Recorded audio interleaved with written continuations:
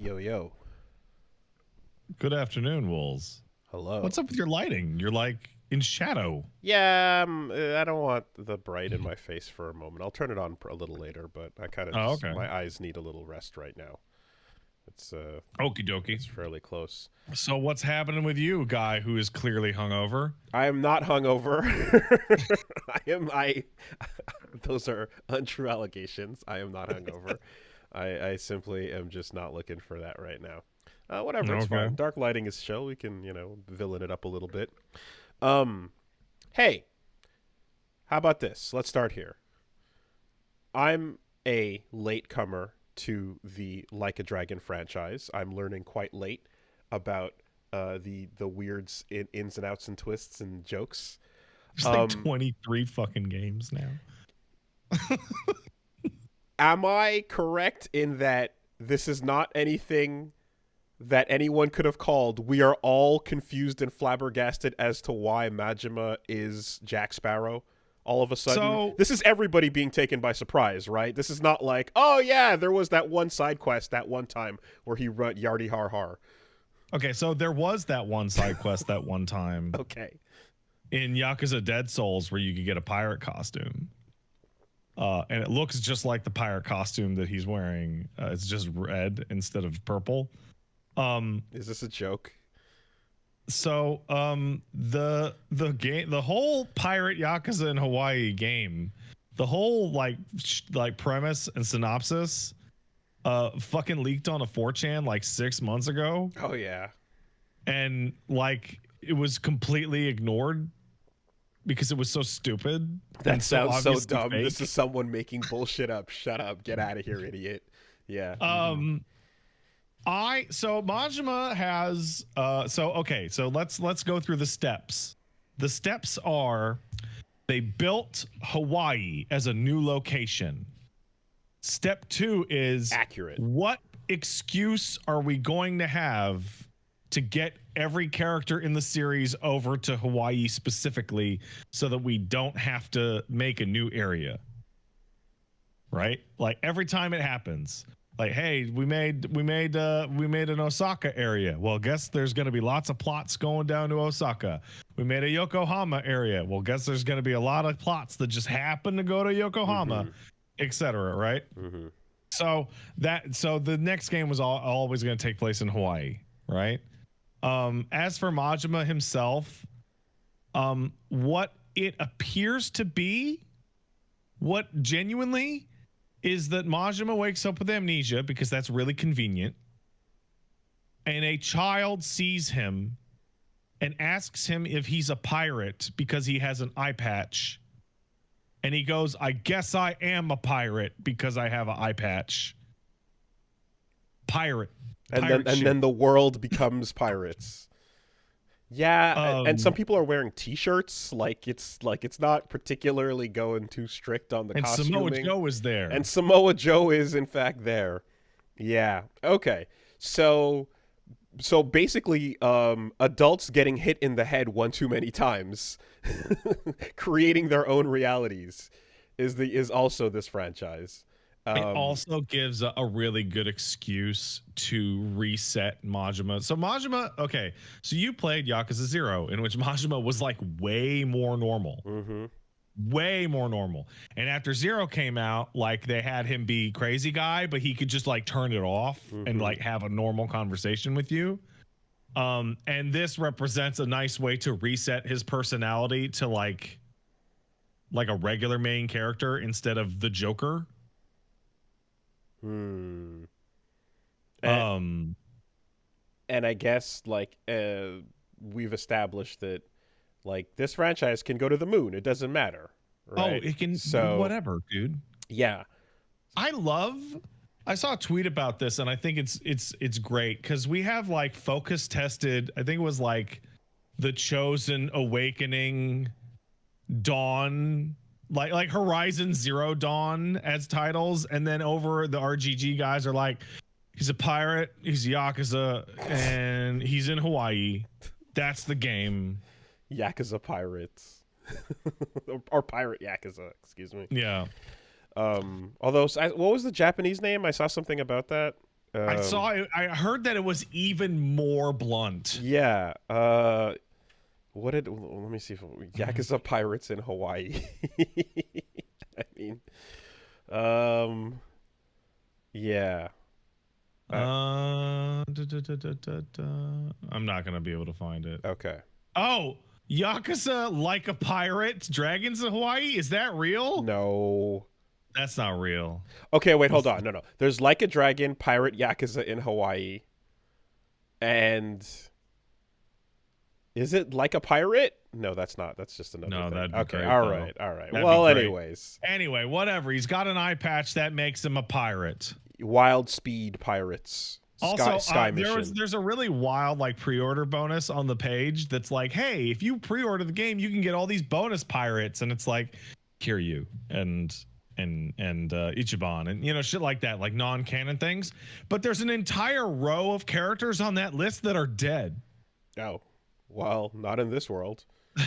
It's like they're alive. Go nuts. That dude's been dead since the aughts, man. The fuck is Samoa Joe doing there? That's wild. The same thing Danny Trejo was doing. Yeah, I hope they get the same thing that all those Bullet Club guys were doing in Yakuza 6. I hope they get his brass music out and bwomp, bwomp, bwomp, bwomp when he shows up. That'd be great. It's one of the goofiest things about weirdly enough, the pirate Yakuza shit is not the goofiest thing to me. Do you remember a little while ago where we read an article where the actors in Netflix's live action Yakuza were like, we didn't play the games, we want to do our own thing. Yeah, they instructed us not to. We booted it up and they ran over and slapped the controller out of our hands. Okay. One of the dudes on the character site of like guys that'll join Majima's pirate crew that kind of looks like Majima is played by the actor who is playing Majima in the fucking Yakuza Netflix movie. Wow. Okay. So like they're like, okay, don't play it. He's like, what if I played a different character inside the game? Would that be okay? Would that be cool to do? I have to say that like I'm surprised it's not as simple as Majima loves One Piece. And he was reading it one day, and that was it. I mean, you could just do it. Like, there's no reason you can't do it. If Ichiban loves Dragon Quest, why can't Majima love One Piece? Everyone does. It's that simple. You could just do that. There'd be no problem there. I mean, I'm assuming about 20% of the missions will be One Piece jokes and references. Like, yeah, probably. There will be a fucking I don't know, sake fruit of some kind, and there will be a million weird proportioned people showing up to fight shit. Did you watch the trailer for Pirate Yakuza? Some. Okay. So like one of the things that's interesting is that like the setup of that trailer is like the end of Infinite Wealth. Like it's like they're treating the story of this series like seasons of a TV show. Okay. Which is wild because they're all like 100 hours long. Huh. I guess I might have been spared, but I mean, again, it doesn't seem like it matters that much. So, I suppose the only question is like, was there any attempt with the samurai games at all to like contextualize them anywhere in the story, or is it just this is literally an imaginary timeline world? I didn't play much of the samurai games, but the samurai games these are historical figures in a unique story that just happen to look, act, and sound just like those guys Yeah. Okay. And then Infinite Wealth literally says that they were a dream. Okay. That those were dreams that Kiryu had. Okay, yeah, sure. Great. Which is why it was so Kiryu stayed up till too late to watch fucking historical dramas, and then he fell asleep and he imagined, what if Majima was that sick guy that's in Samurai Showdown? He was watching a Kurosawa movie, and then that's that. Yeah. Okay, well, Sea Dog of Shimano is pretty cool. That works out. Let's see if they can put any attention towards boating and shanties. I would like to point out that this feels like the all-time proof in the pudding that good job, Johnnies. You got the Judgment series fucking killed. Oh man, because this was Yagami's turn on the game. Ooh, that thing's not coming back, huh? No, it's not. Which is weird because you run into the Judgment Gang for like 10 minutes in Infinite Wealth. They're literally just sitting in a coffee shop. And you're like, hey, it's you guys. They're like, hey, where's Yagami? Oh, he's not here. Doing something else. If the dinosaurs never go extinct, then there's no defeating them, right? Yeah. Like that's that I guess you just have to ride it out. Sucks because I mean it feels like between the two versions of it that there was a serious attempt to really push Judgment and then push it again. Yeah. And Judgment was like pushed as like a more serious version of Yakuza because Ichiban was like so zany. And it looks like both the action and the RPG games are gonna just be maximum like clown shit. Did you see the gameplay trailer of Majima where he's throwing out the pirate blades and they're doing like on fire round trips through like 20 guys? Yeah. I guess reality is gone. The moral of the story is don't cast real actors for your main protagonists because, you know, between this and Onimusha, you're just not it's not gonna work out in the end. You have to like do weird roundabout things to get back to that franchise if it's all based on one person whose likeness is owned by a fucking dinosaur conglomerate. And then there's also a weird like knock-on effect of Majima's like his moves in a fight where they showed off in that battle trailer that he can spawn 4 shadow Majimas that will fight alongside him and like attack and shit like that. Fuck yeah. And like that was a thing that Ichiban saw him do, and you're like, oh, Ichiban's so full of shit. Like it's just Majima's really fast, so it looks like. And it's like, no, actually, he is making shadow clones, and they are attacking people. It is real. They are. Oh, he did do it in 5. You're right. He totally did it in 5. No, it's a real thing. Yeah, he had the shadow clones back then. I forgot. Oh, it's been a while. And are they substitution clones or are they physically real? Don't answer that. It's not clear. Okay. It looks like they're just there to fake you out because the moves always end with the real body stabbing you. Huh. Okay. Oh god, I love how it's like, no, shut up, that did happen canonically in this boss fight. I forgot that did happen. Great. Well, I mean, look, he looks the part, man. He's got his mouth open, and again, very Jack Sparrow, and the attitude is already there. So yeah, man, it's 59 fucking years old. I buy it. Who, Johnny Depp? Yeah, probably. So yes, Pirate Yakuza in Hawaii coming out in like 5 months. Like the idea, like it's the idea of like catching up to the series is so impossible because they come out every year. Yeah, they come out every year. But if the annualized releases are just complete nonsense like this, like if there's no reason to feel like you're missing out on the connected story whatsoever, then it's probably fine, right? No, you don't know that. So I can't tell you anything in specifics, but I will say that the story very clearly deals with the fallout of the ending of Ichiban's story. Okay, all right. And also takes place a highly specific amount of time after Infinite Wealth's ending, so that you would be dealing with very specific things that happen in Infinite Wealth. Forgive me for assuming the fucking pirate game was not connected really, besides the intro part you mentioned. It looks very, very connected. Yeah, okay. Though it has become the How kind is this thing... in the modern time? How is this a modern day pirate story? Oh, that's probably the funniest thing. Because like when the trailer starts, you're like, oh, it's a historical thing, and it's like, no, there's buildings, and he's riding his bike, and it's like, yeah, 2025. 2025, Majima's doing Uber Eats on his bicycle. And like so you're telling me like a giant like American Navy aircraft carrier is not pulling up going, what the fuck are you assholes doing on the seas surrounding our country? Nah, man, because they're all hiding over at Madlantis. Don't you know about Madlantis? It's the secret pirate cove.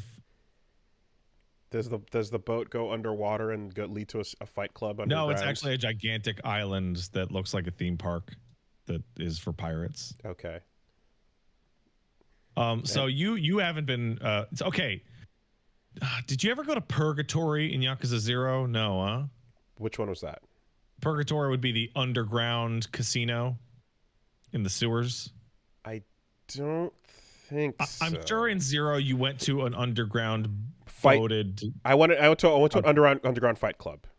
Okay, whatever. So in every game there is a secret underground casino of some kind of lavish wealth. Okay. Right? And as the games have gone on, the mechanics of the physical location of that casino have become less and less real. In Gaiden, it's like 50,000 shipping containers in the middle of the Pacific have been like hashed together to make a gigantic gambling island. Okay. And in Pirate Yakuza, it's a whole island that's off the map, inhabited entirely by pirates, and it looks like a fucking theme park. Let's see if I can get a fucking screenshot. And it's called Madlantis. Okay. And if I'm picking up what you're putting down here as well, so Majima washing up on Hawaii is just rolling him closer to Ichiban. Yeah. And perhaps he needs to go through his own hallucination adventure so that they can both be on the same page when they meet up. So here, I got a screenshot of the pirate island of Madlantis for you. Is it Arlong Park? Yeah. It's Arlong Park. Bigger. Okay, we're at Arlong Park. Yes, got it. There's like a cruise ship that's hoisted up on top of the mountain in the background. I didn't even notice. Yeah, well, holy shit. It's true. That is a modern cruise liner. Impossibly lifted. Don't worry about it. Dude, when you did the I forget the name of it, but the island minigame in Infinite Wealth, there was like a mountain of garbage that was like as big as Mount Fuji in the background of every shot of that island. And you had to clean that shit up. Well, shout outs to Team RGG fucking keeping them guessing. No one can predict. Well, they said they said in a recent interview, like, we're gonna keep making games about old men doing old man shit. Right. And like this just screams midlife crisis. I always wanted to be a pirate. What are you gonna do with your time? Mm-hmm. I'm gonna be a pirate. Yeah. Dad, you're too old to be a pirate. So here's the question now.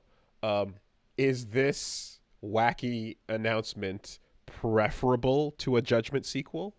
Oh, absolutely. Yeah, okay.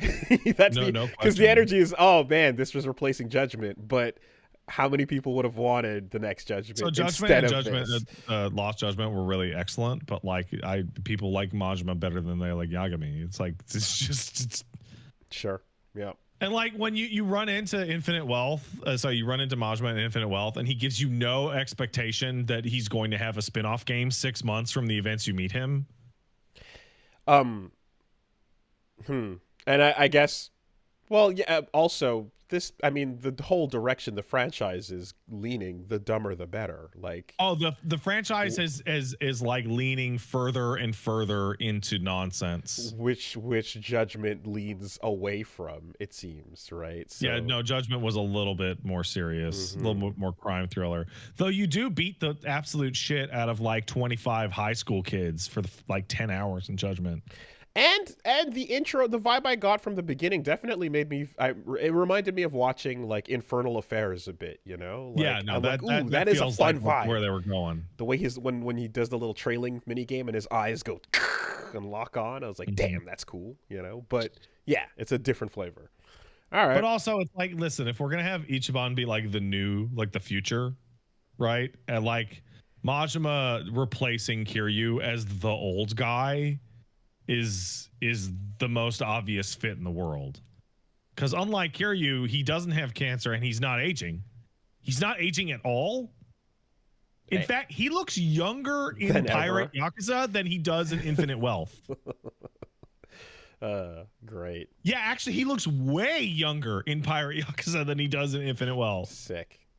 Yeah, fan favorite. Sure. So this is probably going to be the new get in here. Like, this is assuming this one is really good, this will probably replace Zero. Wait, get it as you mean the starting point for the the starting point, game 23. Everyone start at the pirate game, actually. No, because he has fucking amnesia. So new players will get to learn about Majima as Majima learns about Majima. No, but if the assets that we reuse to make an economic decision on saving money for this game are all past references, then I don't know how well that works. But so speaking of that, Gene went and spoke. Gene Park over Washington Post, friend of the show, and overall cool guy.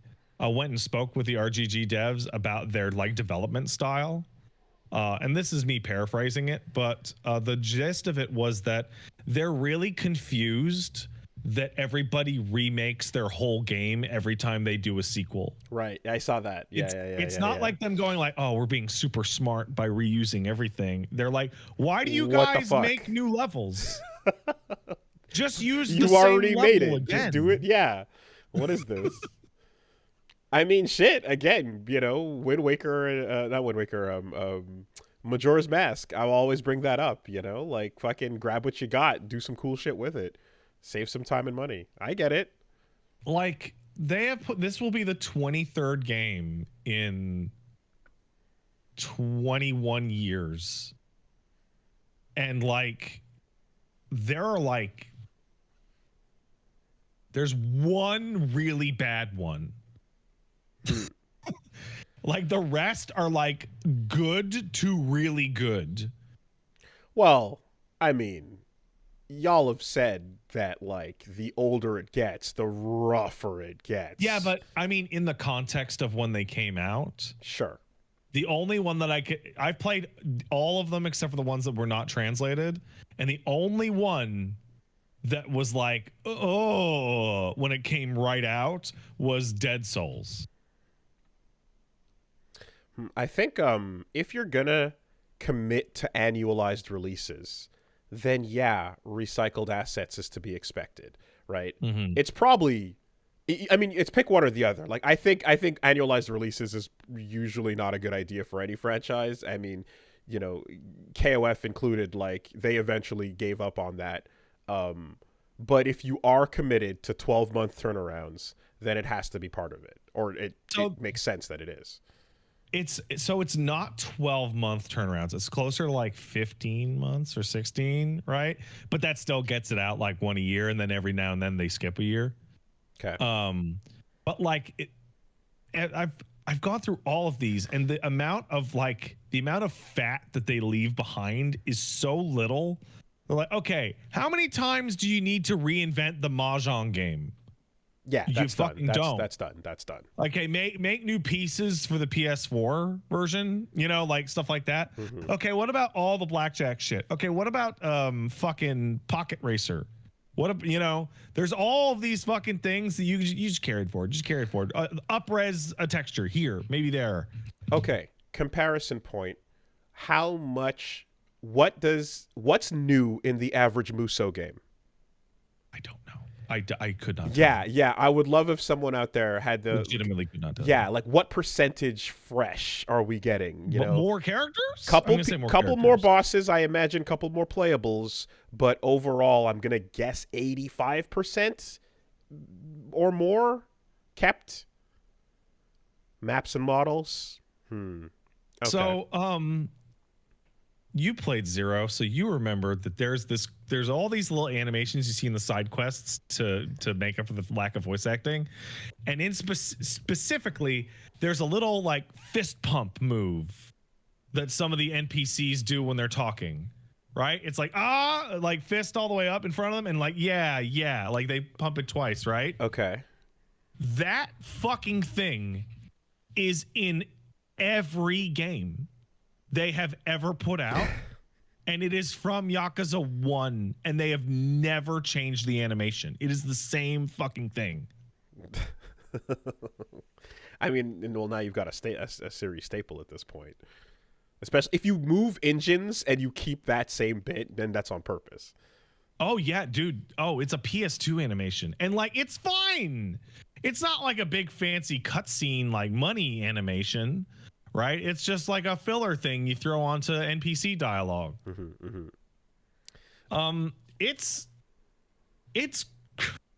like there's a part where they go, okay, well, we have an emulator that we made. I don't know if you know this, but we have an emulator that we made for Sega games for the Yakuza for the arcade, series. right? Yeah. But like the emulator isn't made to sell old retro games. It's made to include in the fucking Yakuza series. It's our own. Yeah. Nuts. So they go, okay, what games we got? You want Virtua Fighter this time? Okay. You want fucking Outrun? Yeah, hit it.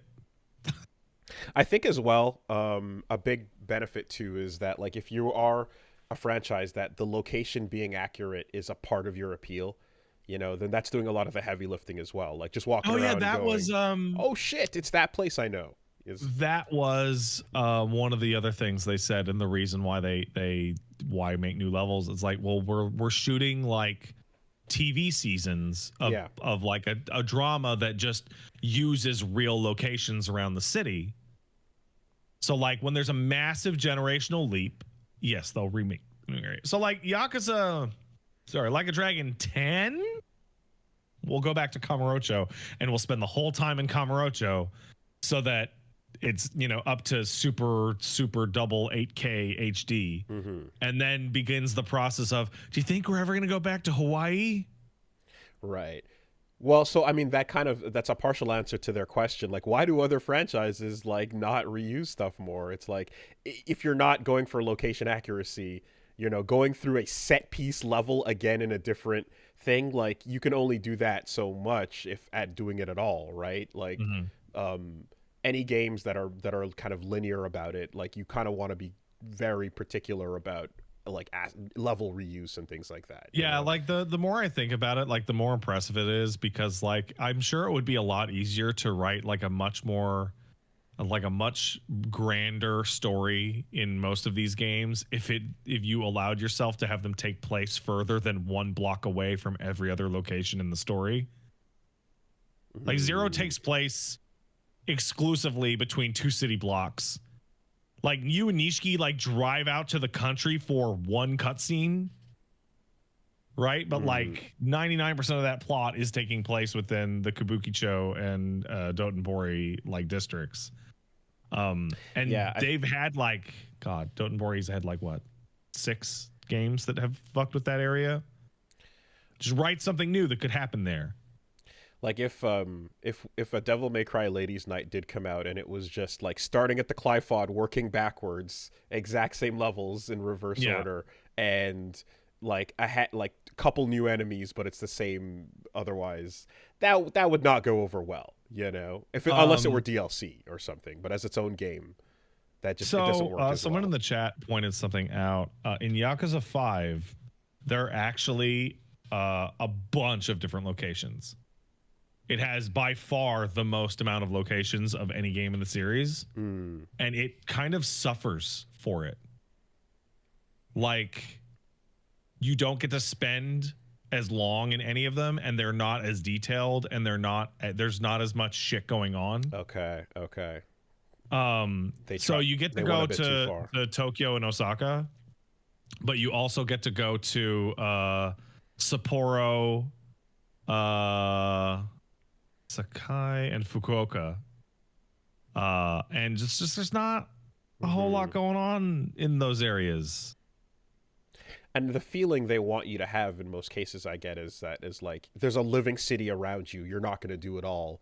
Do what you want, do what you can, and move on. Yeah, right? But then you run into a weird problem of like Sapporo. Is that the one with Saejima? Sapporo's section? It's winter. It's actually like just really small, and there's like very few quests there, and so it feels like you're just like you're popping in for like an hour and a half. Okay. And then back to the woods. Okay. Well, that aside, if you were going to take a look at a Like a Dragon game, I would recommend this one. Yeah. Hey, I'm still intrigued by the couple hours I played of 7. So, but there's there's a lot of things out there in the world, and there's not a lot of time. So we shall see. I think every year is the year that I tell people to give up on catching up on this series. Mm-hmm. It is becoming an American comic book franchise. of like, you gotta just see the one that has the gimmick you like and grab it. Yeah, that makes sense. I get that. No, I've said this on stream a couple times, but I've pretty much decided that like the approach I'm going to take to any impossible sized LPs probably from here on out will be to regulate and know in advance which side quests to do and which not to do. And and just put that on, because it's just, especially given I'm like once a week recording, it's just like there's no other way to do it. So you know what? That's a great plan. And I tried that plan with Infinite Wealth and ran into a disaster, which was like, because it's Kiryu's last game, every Kiryu side quest in that whole game is hay. Right. You remember this guy from Yakuza 2? Right. Yeah. And so it's like I actually had to go through all of them, which means the Kiryu side of that LP is like larger than the Ichiban side. Yeah, you could do it with every other game except for Infinite Wealth. Infinite Wealth does not allow you. It's a celebration, which makes sense. Yeah. Yes. No, I get that. Remember this fucking loser? Oh, he's dead now. Oh, darn. And that's also the approach I would take to something like Cyberpunk. If I tried to tackle that, it would just be like, all right, line it up. Let's take a look and see what every session is going to look like in terms of how many sides to do and how many mains to do it, and what frequency probably as well. Without having some sort of like rail there, it's just a humongous insurmountable task, Oh yeah, by the way, just since you played Zero, Yuki's back again in Pirate in Hawaii, and she looks exactly the same. Cabaret girl, the top hostess at Sunshine. I saw Obitarian on the she was on the deck in her 80s in 1985, man. Obitarian on the fucking poop deck. She is 110 plus by default. Unstoppable. Unflappable. Yeah, no, I need her just doing her best like enlightenment pose. She was born in that fucking leopard sweater. God damn. Speaking of Obitarians. Okay, all right, I like this. I got to the Silver Samurai case in Phoenix Wright. And so we've started that out. You met Wendy then? We met Old Bag. Wendy Old Bag. I want to get a list of like these characters' Japanese names as I meet them, just to know what the pun is, because I know there's puns left and right. And with all the main characters and everything. So her being just literally called Wendy Old Bag, it's like that's on point. And I'm like she looks like, you can see between the hairstyle and the faces, like she's gonna be the old gossiping fucking hand with the hand gesture where she does like this, and of course she does that, And I was just like, man, this is interesting because we're in the middle of I just did the investigation, right? So I didn't do the courtroom part yet. But just gathering the evidence. I'm about to start the courtroom part. But you meet her, and then like she loses her shit, and I'm like, oh look at your crazy like extra angry animations that you're displaying here. That's fun. I'm like, are we setting up a thing where the first villain is just a first case villain, just pure scumbag, thief, murderer? And then the second is like the height of the evil CEOs behind the criminal mastermind, like the elite, right? The ultimate untouchable. I can buy my way out. Like people who you want to fucking get theirs. And then after that, the next level up, some old fucking gossiping hen who doesn't want to talk to you. That old battle axe down the road that's rooting your shit, your angry mother-in-law. She needs to get hers, goddammit. Yeah, no, Wendy definitely fulfills like a nice role as an investigative boss fight, in that she just doesn't want to tell you anything. She doesn't want to let you go anywhere. She's just completely in the way. If I'm looking at this game's like setup of like who are the criminals in society, the criminal archetypes that you want to use this game to be like, get justice. that fucking old lady that's in the way of justice, that's talking mad shit down the street, and or that unbearable mother-in-law that won't just fucking give up. That's a nice one. I can see that.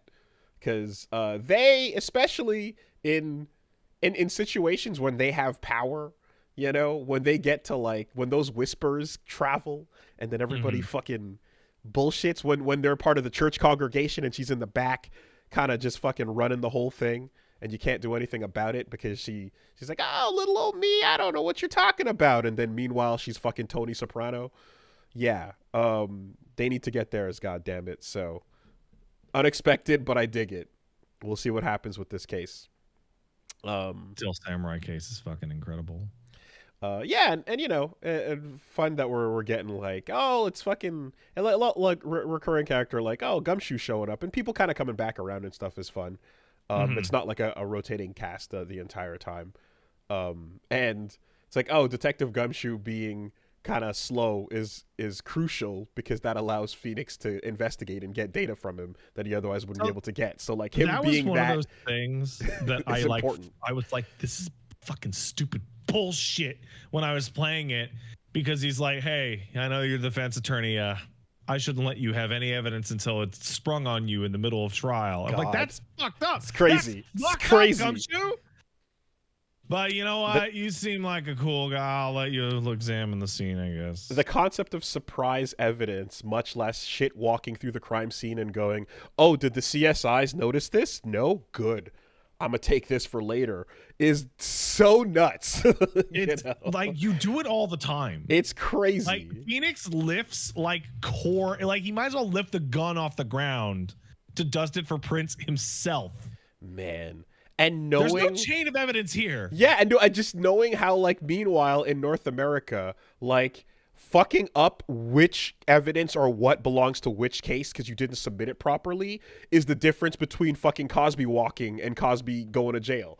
Like, literally, evidence that was submitted to a civil case was used in a criminal case, and that throw the whole thing out, Like, it's so by the book, and everything needs to be clearly submitted in advance. And here it's like, oh, wait, did you lie on the stand? Hold on, try again.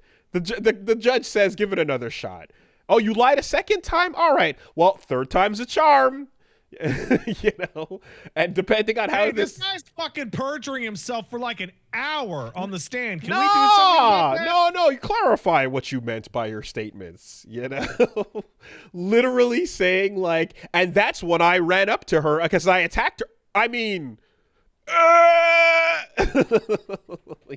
Your Honor, this man is sweating profusely and his hair is making electricity symbols. And then fucking Edgeworth. I can't believe it, dude. It's like what my client meant to say is he committed crimes, just not the ones he's witnessing on the stand right now, you know? Like, oh, you fucking asshole. How did he get his own games? A fucking piece of shit, how did he get his own games? It's crazy. It's crazy how he got spinoffs. That's really interesting because I can't let it go. It's this really interesting thing because like it feels like you like the fact that you came to Phoenix Wright 30 years right later, right? And you see that Edgeworth has 2 spin-offs. He's been a character for the whole time, and you're like, well, how bad could he be? But you forget that when they were writing Phoenix Wright 1, they weren't planning for Edgeworth to have a fucking spin-off series 20 years later. Of course. That's what I'm assuming. So, but like it does. Yeah. And because of those spin-offs, I kind of just took that as like, yes, the other guy, you know, who is clearly like Phoenix's rival, but surely somewhere inside there's a moral compass that is, you know, it might not be the same type of compass. It might be much more cutthroat, but he still follows his zone. Fuck that. No. I got an updated autopsy report where I squiggled in a new detail that I made up just now. Nah, though. Updated report. Ugh. Yeah, it's kind of. Can you prove I didn't falsify this report? No. I always get my verdict, which is real attorney shit. Yeah, it absolutely is. You know, it doesn't matter whether I think he did it or not. It's an adversarial system, man.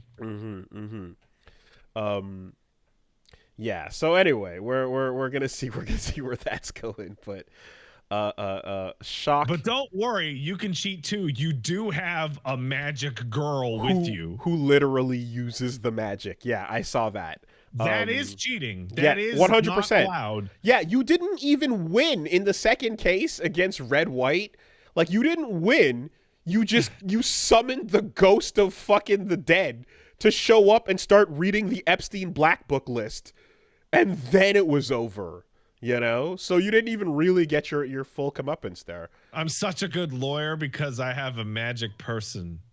It's also surprising because it's like, I kind of was like, oh, you're gonna get him in a legal conundrum, but he'll probably still have to come back to be like found guilty. But it's like, no, wait, you're not the prosecutor, you're the defense attorney, so like. He just confesses, and then I guess I don't know. We'll see what happens. You know. So like you need to do something really important with the Phoenix Wright universe. Is that the Phoenix Wright universe only exists in the room that your characters are currently in? Yeah. Okay. So knock-on effects or like natural consequences of the shit that you are going through. Don't worry about that. Like, we have established, and like a courtroom of people saw this bitch turn into a ghost and be like, it was him. Yeah. And like, let's ignore the whole idea that the court system would dramatically change with these types of people around. Because it'd be really fast to just do that over and over. Ignore that. I mean, it would be one thing if it was like, oh, it's just me, Maya, and like her eyes are kind of glowing a little bit, but only Phoenix notices. But she gets taller. The fucking her back straightens out. The boobs grow.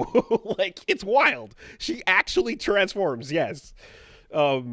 You know, I don't know, and I'm assuming the voice changes too if that would be the case. But yeah, so it is a wild one though to kind of have these cases where you're like, okay, you are defending an innocent person, and the actual culprit is a witness who's sitting there, it's right there. But like, this is not them on trial.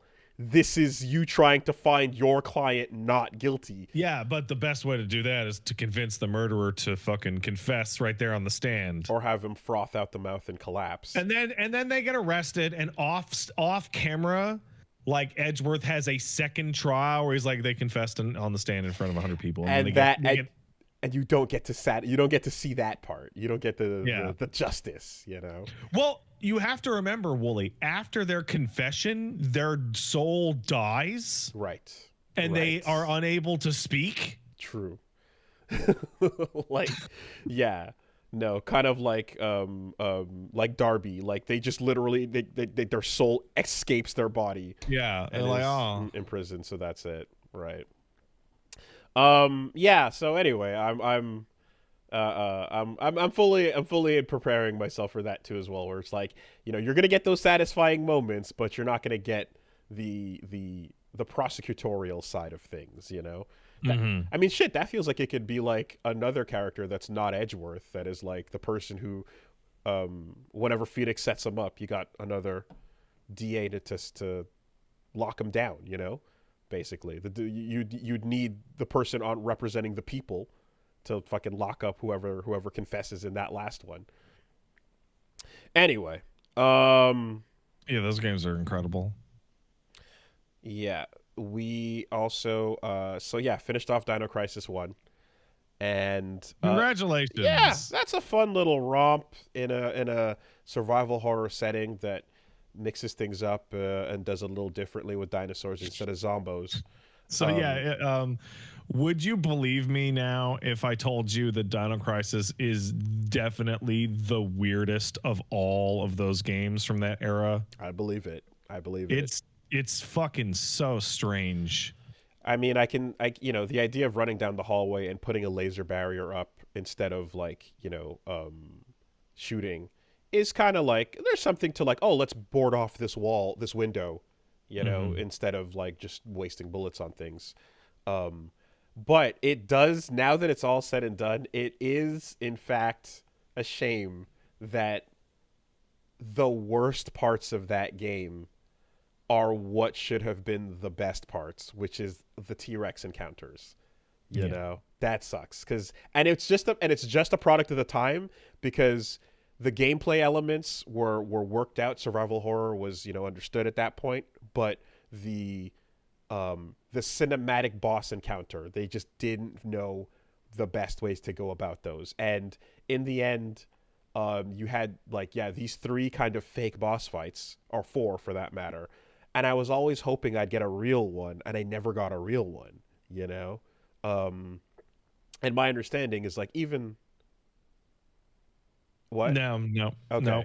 Well, I was gonna say, like, even with like Tyrant and Nemesis and stuff, like everything I've always I remember hearing about and stuff, and is that like there is a fight, right? And you do have to, and then like, even if it's like, oh, grab the rocket launcher at some point, there's still, you fight those dudes. There is you fight the fucking shit out of them. Yeah, and like, it does matter what you're doing and how you're doing it and what you're shooting and what's hitting them, So like, if I that burning helicopter port fight was a perfect setup to like run around and actually shoot it, but it turns out that was just a stall for time, and then afterwards you just get these little cinematic things, and they're also like based on I had a weird like time the grenade properly moment, but like, it's only when the bite is starting, but then like there's iframes in between anyway. So I was just like, man, I just wanted an honest big boss fight, which the game never really gave you.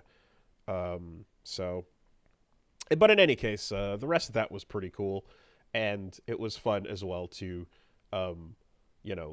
you pick your paths on who you're going to follow, and then by just exploring a bit and making my way through, I was able to catch that asshole doctor and fucking hit him with the roundhouse kick.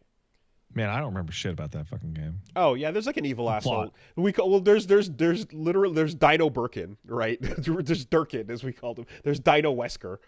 There's all kinds of, and you're just like, yeah, okay, we got it. You gotta use this nonsense science to create the third energy, but incidental to this like limitless energy source, dinosaurs happened to pop out, but they were never the goal. Isn't it awesome that it had nothing to do with like Jurassic Park? We made dinosaurs in a lab at all. Isn't it awesome that it was accidental time travel of dinosaurs? We were going for some other shit, and like, they just walked through the portal, and everyone's kind of ignoring it too. They're like, yeah, that sucks. Anyway, about this fucking stabilizer and initializer and the third energy, you're reading all these notes and they're talking about who the traitor scientist is and da-da-da-da-da. And it's like, bitch, you're getting your guts ripped out by a pteranodon. Like that's kind of the priority right now. But yeah, it's completely incidental. They do a lot of fun stuff with third energy in Dino Crisis 2. Cool. Okay. Because like the setup of that game is the opposite of the first one, where the island got transported back in time and then got transported back forward in time. Okay. Huh. So like the dinosaurs were hanging out and then the island showed up where they were. Okay. And then they started to live there and then the island went back. Okay.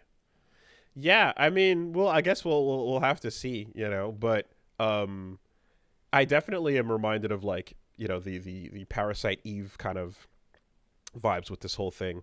But remember when sequels could be a completely different fucking game entirely? Exactly. You were like, oh, cool. Yeah. And there was a point where the game is like, all right, we got to do this. Let's go. And I'm like, I'm going to take that as the little nod to the player. Start spending your weapons now. It's you're free to start poison darting and grenading whatever you want. There's a specific musical cue in all of those games that is the open up now. Yeah. Shoot anything you want. Yeah.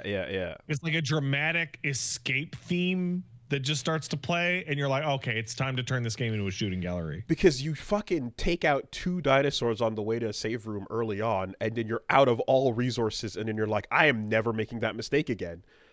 So it just conditions you into being paranoid, and then you just have to like play stingy as fuck until the opposite. If you play enough of these games, you get like brain problems about your inventory. Well, I mean, so the whole thing changes once you know exactly what's coming and you're on a replay, like that much. Oh no, but I mean, like if you play enough classic survival horror games, eventually you just become, why would I ever use a health item? I'll just reload the save if I die and just do it perfect. Yeah.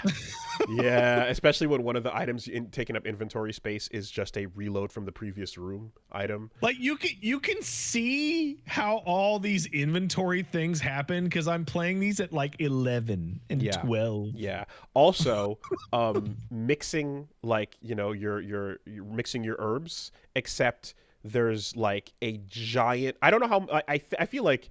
What if you wanted to make V-Jolt every time you wanted a health item? So every single thing you fucking pick up, right? There's this like chart that's not in the game that you have to refer to of what you can and cannot mix, and and it doesn't show you, doesn't confirm any of that. And then also once you do make something, there are some times where at the best state you can no longer copy or duplicate or interact with it in the mixing. So you always have to keep weaker versions of anesthetic or healing items in order to duplicate and mix those up into the final version. Do you want to mix an aid, a rec aid, an intensifier, a dart S, ADS plus, ADS plus plus, ADM, ADM plus, ADM plus plus, ADL? Don't do the plus plus.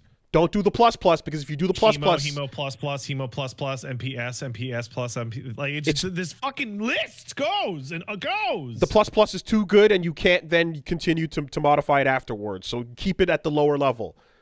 You have to keep it at the lower level with the M before you add it to the enhancer.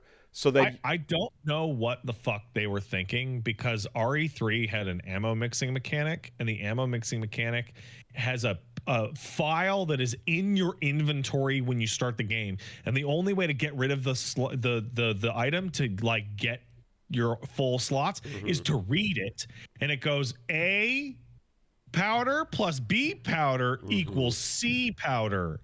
A is handgun, B is shotgun, C is grenade launcher.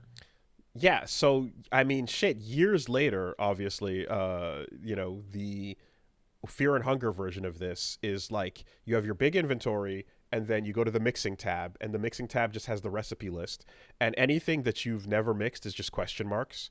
But stuff that you've read about, it'll pop up and say, oh, you need this plus that. Or if you just try it randomly and get the result, that'll pop up as well. And then from then on, you can just go to the result and say, yeah, make me one of those.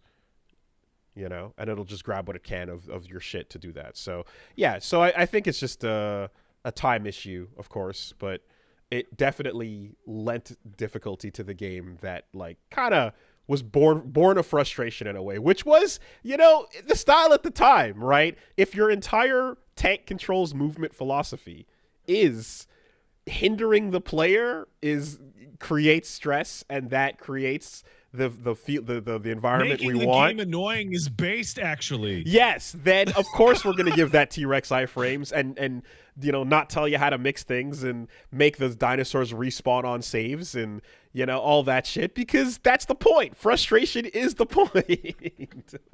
Like, it's one of those things that you see people talk about this with FF14, and I think it's a really good example, because people go, it's just not the same like it was back in the Final Fantasy 11 days when it felt like there was so much to discover. But nowadays, as soon as the patch comes out, people data mine it and they optimize it and whatnot. And the one that people bring up is like the way that like notorious monsters or hunts work in that game is like, there's a Discord, and you go to the Discord, and a guy will go, hey, the hunt train is meeting at this spot at this server time.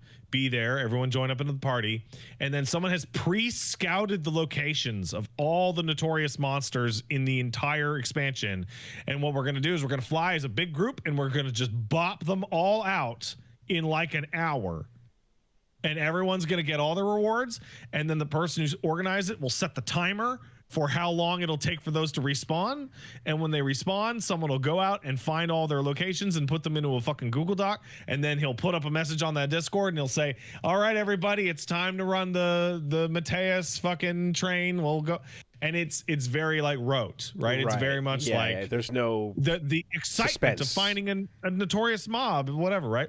And they're like, back in FF11, guys like Max were the only ones who knew the spawn timers and could monopolize that shit forever. Like the whole history of the game, and just own whatever dropped off of that and just own it forever. And it's like having old survival horror games where like, man, it really felt like there was so much to discover. It's like, that's because it was obtuse. Mm-hmm. And it was there to fuck with you. Mm-hmm. and you were supposed to barely scrounge through the game, not understanding half the mechanics. It is a really tricky balance to go forward in time and like keep games up with the speed of internet discussion, to design games around the idea that I'm playing this in a Discord call with the homies and they're going to just tell me what, shit like, or wikiing. Oh man, I can't beat this boss. He's weak to fire. Right. And, obviously the FromSoft solution of like having people put tips down in the game world is a nice immersive way to do that. That's a really nice immersive way to do that. I think that's great. I found nearly every hidden wall in Elden Ring as a result of not the chat, but of a player message. Yeah. And the understanding that, hey, if you were to play offline someday, like, we still should allow you to be able to complete this. So yes, there will be a dev message floating in the middle of the air over there.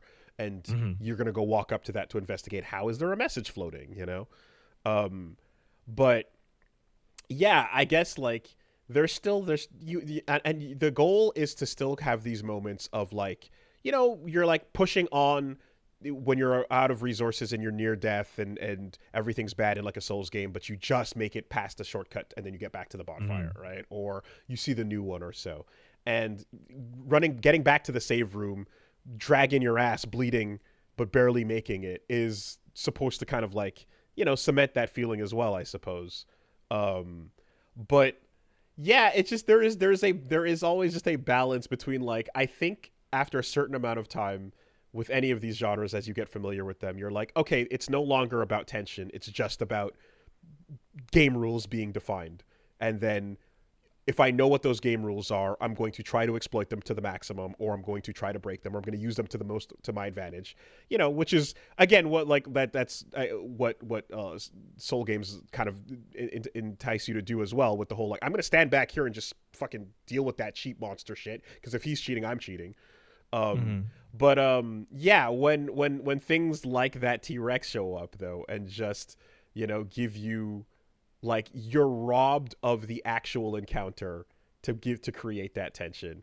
I think I'm like, how would I have felt about that even when I was a kid back in the day? And Like you would have spent more time trying it out until you eventually figured out like, oh, just run, and you would have been like, I personally, I think I would have been just annoyed as well. You know, like I think I would have been like, God damn it, that sucks, because it turns out the thing I was supposed to do wasn't what I was supposed to do the whole time, and I would rather those moments be like, I am supposed to do what I think I'm supposed to, like, I can see the goal here is to fight this really hard thing or to get past this really hard obstacle, but it's still like within the rules that I've parsed this game to be under. Does that make it? Do you know what I mean? Like, Yeah. when you don't just suddenly strip the whole thing out and make it like guess, but also the answer is nothing.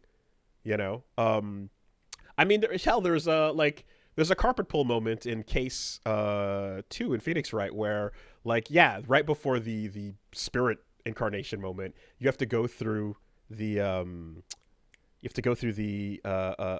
the dude's airtight revised third version of his story.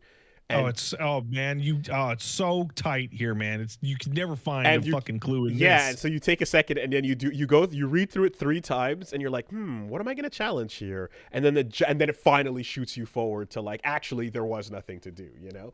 But And so like, hey man, sometimes there's at least one moment where I remember pressing every single fucking dialogue, and you needed to press every dialogue in one of the later games for them to go, oh, there's nothing. okay, Damn, I was good because I was about to say that I did like that after reading through it. I went through it 3 times, and then he goes, I don't know what to do. And then you're like, oh, we're moving forward because he doesn't know what to do. But it wasn't like try and fail and whiff and or click, click, click that fucking Walking Dead empty gun, you know? Like that's the difference. That's the difference. Is like, okay, without breaking the entire rule set of what the game is, it eventually goes, yeah, we know, right? We're moving you forward here. So anyway, yeah, it is an interesting balance for how we've landed on that now. Anyway, though, good stuff. I enjoyed it. I think, yeah, that leaves a little more time to push into Shadow of the Erdtree. So, last time around, did they nerf it in between the last podcast and this podcast? Yeah, and that's okay. I know that's going to be the case for everything. Hey, listen. That's so I went through those nerfs. You know what the number one nerf is? The visibility has been increased on lots of attacks that was impossible to fucking see. Cool. The one thing that I talked about at length that was like, that is out of control. That is ridiculous. Dryleaf Arts R2 got a little better as well. That's cool. And yeah, and then of course some boss stuff, right? I have more than accepted that, like, I'm not gonna be there on week 1 for the wild raw versions of these things. I'm just gonna have to get whatever FromSoft designates their final vision to be for these things. So, you know, they're really in a okay. wonderful position development wise, because they can put out a final boss that's like horribly overtuned to the point of it being like kind of nonsense. But because everyone's like, From Software games are so hard, my balls are so big if I beat it, complaining about that is like very low compared to what it otherwise would be. And then they tone it down and to what it should have been. And people go, oh no! Yeah. Ah, it should be harder. Yeah. This is the most justified nerf they've ever given to any boss they've ever done. Like, genuinely. Mm-hmm. No, I do not feel a ways about it. I've seen a lot of discussion as to that feeling and being like, yeah, why you're ruining it? Stop doing that. But, you know, it is what it is. I'm fine by that. I think we got past we got past Bonnie Village, went up to that cathedral where there was the kind of like the maester and then like the Lady of Night in the knight armor. And some plot shit going on over there, but not much to it. Mm-hmm. But I did encounter the outside mausoleum corpse, which allowed me to then get the Relana or Renala twin swords, and those things are fucking great. I really enjoy how stylish and fun it is to like stance and people keep saying hands in the chat. Hands. Yes, there's. Do you do any hands? There's a lot of hands. There's the big fingers that are in the big fingers area. You know, that was where like it seems to be where the 2-finger origin points were. Okay, from. so you saw that. Okay, I didn't want to fucking. Yeah, the points that I'm suspecting are where the Greater Will launched its comet. Just landed. It launched its comets with fingers, and then they took some fingers and went, that one is going to tell us what to do. I love those areas because there's nothing in them other than this gross alien stuff. The finger should have been moving a little bit, just to emphasize. But yeah, and like it really does look kind of like the Starfall beasts or so, where they're like in the crater of where it landed from space. You know, you can see that it's like there's those two map spots. It seems like that's the communications points. Pretty interesting. Gross. And I think that was pretty much it. Oh yeah, that one fucking not mausoleum, but the walking furnace boy that's like, the rules changed, you know? And I'm like fully I'm reminded of like I'm riding aggro up to the boss, and then you jump off, get to the Colossus, and you're like, oh, it's another humanoid Colossus. Let me jump on its ankle. What do you mean it's wearing high heel boots? I felt like my enjoyment over those guys started to rapidly fade when I found that guy. Just like, hey, we really want you to do. It's the 11th hour of the game, and we really want you to use the new consumable system. So we're gonna make it so that the only way you can even hurt him. Make some pots, you fucking idiot. Use it. I don't want to use pots. Shut up. It's also a weird thing where like the tier for your flask you get the deflecting tier from the first one is like by far the best reward you get from any of them. It's not even nothing comes close to that after, huh? Yeah. And it's like that thing carried me through like the last third of the fucking DLC encounters. Man. I mean, like, the fact that it's like there's a description for like this is what the pot does when you throw it backwards while riding torrent. Yeah, that's never gonna happen. You're like, on what fucking planet do you think I'm gonna Mario Kart red shell a pot? Never. Like, that sounds like an awesome cinematic moment, but that's so not gonna happen in the flow of gameplay. You know? Yeah. Madness. Absolutely absurd. But yeah, I actually uninstalled Elden Ring recently, and I was like, man, what an incredible game. I don't think I'll ever go back to it ever again after beating that DLC. Well, you did 2, right? Yeah. Technically 2 and a half. But also, it's like 6 Souls games. Mm-hmm. It's so many. What I would actually really like to do is replay just the DLC. So what's interesting? Can you? No, I'm sure somebody has like a hacked save game you can just do. It'd be interesting to, because I guess once it's done, it's done. But mods for that, okay. What happens in these games if you oh no, wait, it's patched. Never mind. Okay. What you're describing is interesting because I'm like, yeah, I do feel as well like you need some space before you come back to a Souls game. And then you're like, right, I'm refreshed. I'm good to go on that. But for some reason, like, I feel like Bloodborne is a little immune to that because the setting is so cool and different that, like, I'm not getting any Yarnum scratched by Elden Ring. Well, you know? Bloodborne is also, like, way shorter. Certainly. Yeah. But, like, transforming weapons and stuff, and overall just like that fucking gothic setting is like that itch is not at all scratched. So You should play Lies of P then, yeah, I guess that's where you go, right? because that's like a very direct, like, man, there ain't enough Bloodborns coming out. So anyway, so that continues. I want to give a shout out. So I went yesterday to watch. Okay, now it's getting dark. I'm going to turn the light on. There we go. Hey. Reboot Rewind is a documentary series, and there was a special airing of the first 2 episodes here in Montreal yesterday, and for me in my private theater. Yeah, no, the people behind it, shout out to Raquel, and so they are airing. There's going to be 8 episodes total. They aired the first 2, which were each an hour long, in the it was the same place where they do the Fantasia Film Fests, you know, so like the Concordia theater buildings.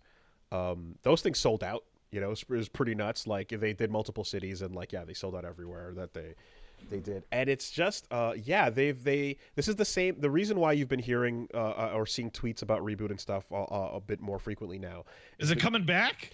So they found the old D1 tapes, which was like the highest quality recordings, and then they were able to track down a machine to get those converted. I remember when they were asking people for like, hey, does anybody have this machine? Mm-hmm. And so they did eventually find a machine. And it's like, again, these things are so old and just unused, and it's incredible. But like to get the best quality versions of these old tapes and these old and the old show, they were able to convert the whole thing. So they commenced that process, and then Reboot Mainframe officially put out like episode 1, you know, in like the full quality version as well. And it's pretty awesome to see, like, you know, it's like, yeah, going back, it's almost like when you go back to old film reels and you're like, yo, we can practically go to 4K with this almost, you know, if you just convert it properly. But yeah, that was all part of the same group of people that were like just filming a documentary, talking to the creators of Reboot and getting behind the scenes on everything. And I was expecting this to kind of be like, yeah, so, you know, we got started. Here's some of the sketches. Over the years, if you've been a Reboot fan, you've kind of paid attention to some of the announcements and some of the stuff, and you've been following and seeing some of the sketches. Art books, Brendan McCarthy, the guy behind Judge Dredd, who worked on it. Like, there's some fun connections there where I've mentioned before, he an episode called Bad Bob, where it's Mad Max there, basically was used as the direct precursor to Fury Road, and then he went and worked on Fury Road, and that's why it became what it was. That's such a 1-to-1 interaction. Yeah. Like, usually there's like a couple more steps, and did you know that the person who it's like, no, I remade the Mad Max episode of Reboot into Fury Road. I did it. Yeah. It's these weird deep cuts are like they're there, and you can go see like, oh yeah, no, he directly sent the episode by Bad Bob of Reboot to George Miller, who then was like, oh shit. You know, and then one thing became another. But anyway, so this whole process of getting those old tapes, Linus Tech Tips was who was able to help them with the conversion process. This whole story it's crazy because it starts out way earlier, before any of the like first notes we knew about. It goes into such insane detail, and it's one of those things where they set out to basically shoot a documentary, perhaps like 2 hours or so, and they ended up with like just infinite hours of interviews, infinite hours of sketches that were never uploaded anywhere, way more material, resources, and wild stories about the production of this thing that than they expected. And what I was so happy about, because it was really incredible and interesting, like what was the emphasis on that part in my Reboot video, where I'm like, yeah, a lot of people kind of wonder when they see Reboot these days, like they go, hey, Wooly, why are you into this weird janky looking 3D thing? The walking animations are so goofy and the lighting is weird. And it's like, true, but if you compare it to its contemporary competitor, fucking nothing, you'll notice that the lighting is actually quite nice and sophisticated, you know? And it really takes that point and emphasizes how they made a 3D show out of nothing before Toy Story came out, when no one even understood how to use CG in this way. Yeah, I remember sitting there and seeing the commercial, the very first commercial for Reboot, and like my hair blew back like Thrill House. Just Yep. like, whoa. Yep. They straight up like, yeah, they just pioneered a style that like didn't exist. And I same thing, when I saw that I was like, I want to do that. I want to work for that company. I want to make that, whatever that is.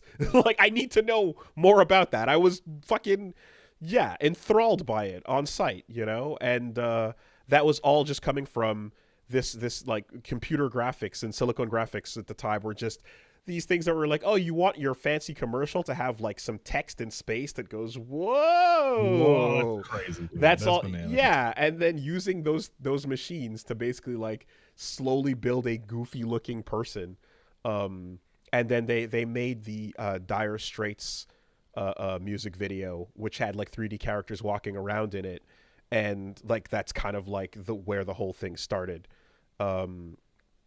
So it kind of, yeah, in when they kind of did, yeah, they did Money for Nothing, and then those characters showed up as cameos later on and so on. It's just crazy to see the amount of people that are like, okay, you're telling me you want to use this machine to do what? You want to take a typewriter and make a movie with it? How does that make any sense? You know, like, how do you?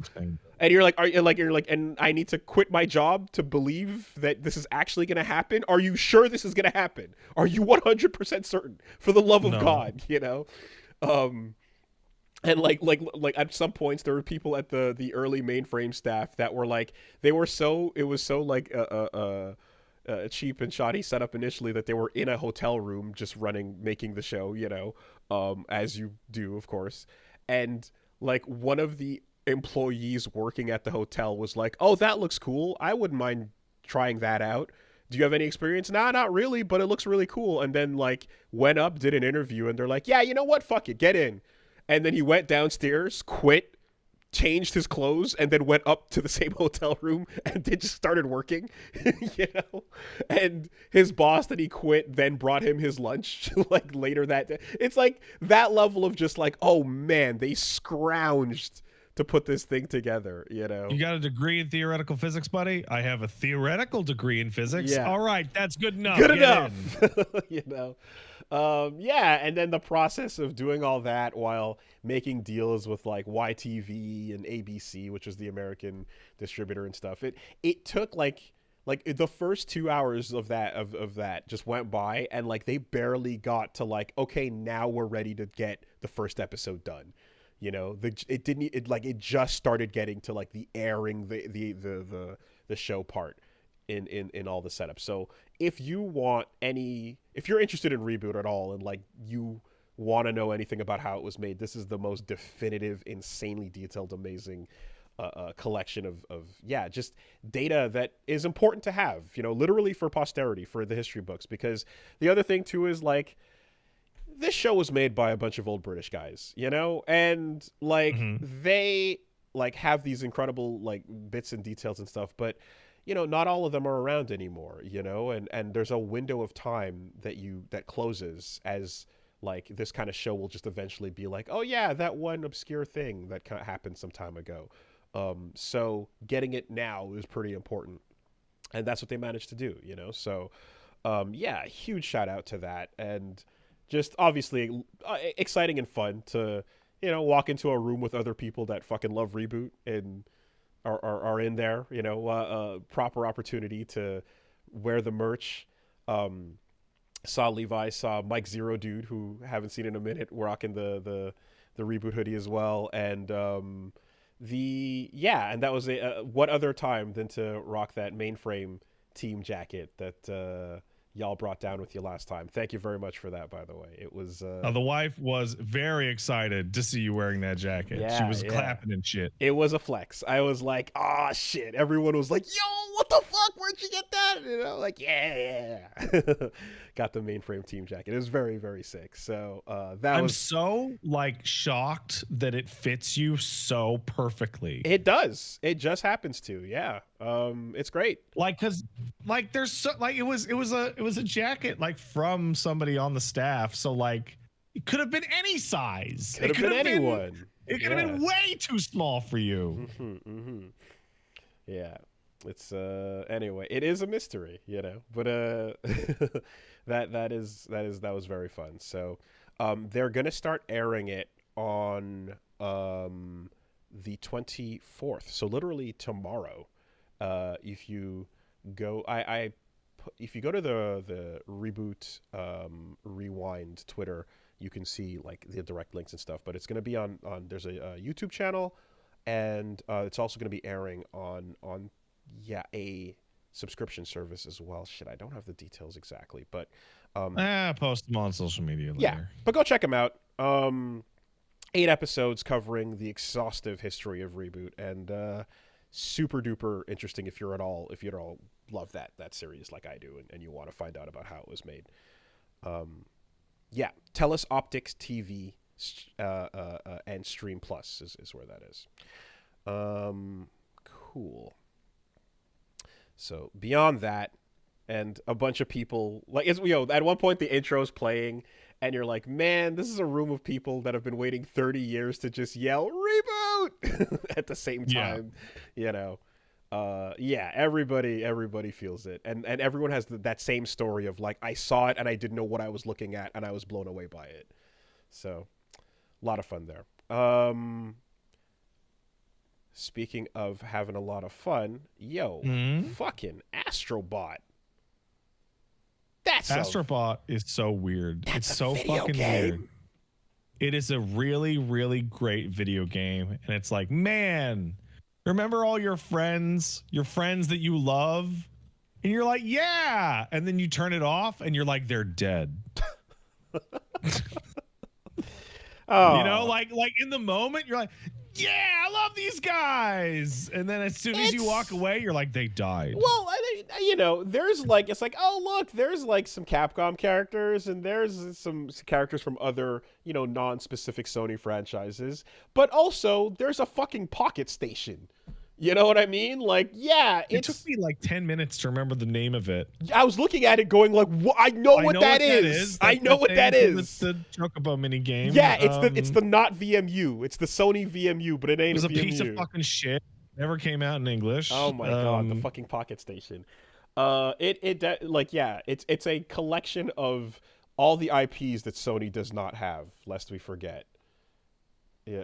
And it's drowning itself in this thing where like Sony had such a good spot with like, these weren't PlayStation characters. Yeah.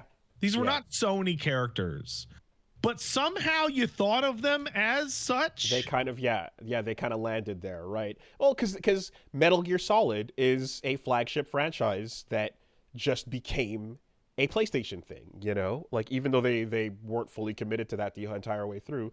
Final Fantasy also for years was kind of just that. They don't own those characters. They're not theirs, but where else are you going to go for them, right? That association, like Alucard is not fucking a Sony character. Yeah. But then you just by association get in there. And then there's the ones who are. Obviously you see Crash and you see Jack and Daxter and you know, and so on, Ape Escape. But like you but then you're remember the main character's name from Ape Escape? I don't know. His name is Spike. Okay. His name is Spike. What I could, because he's got spiky hair because of polygons. He's got that OG Pro Tag hair with the two colors ready to duel.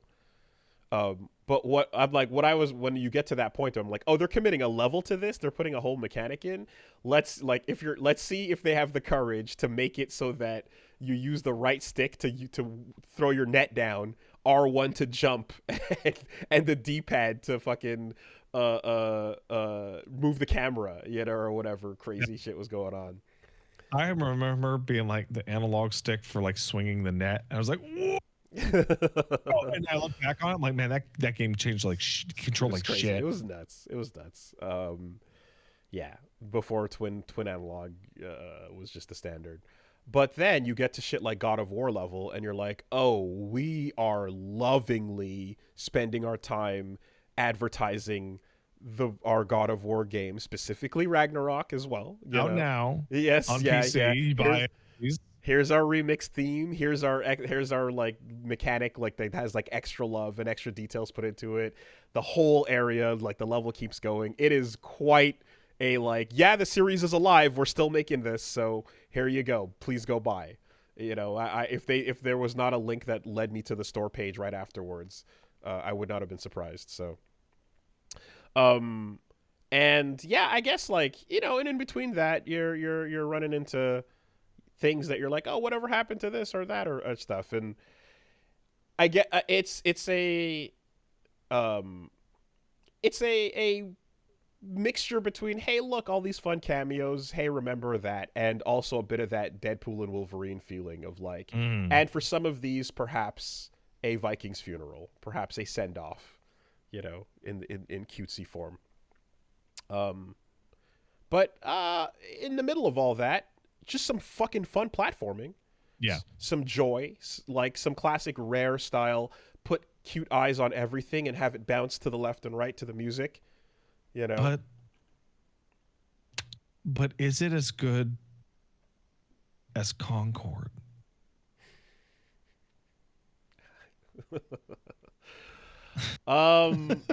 Well, did it cost questionable amount of money to make? Bro, those two games coming out right next to each other is like legitimately the funniest fucking thing ever. It's great. I love it. The future, the future of Sony is Astro Boy.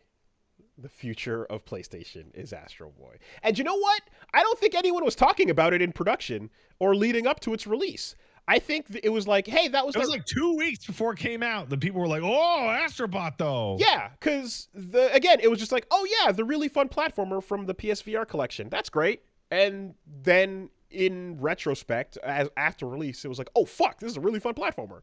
You know, simple, good, to the point. And...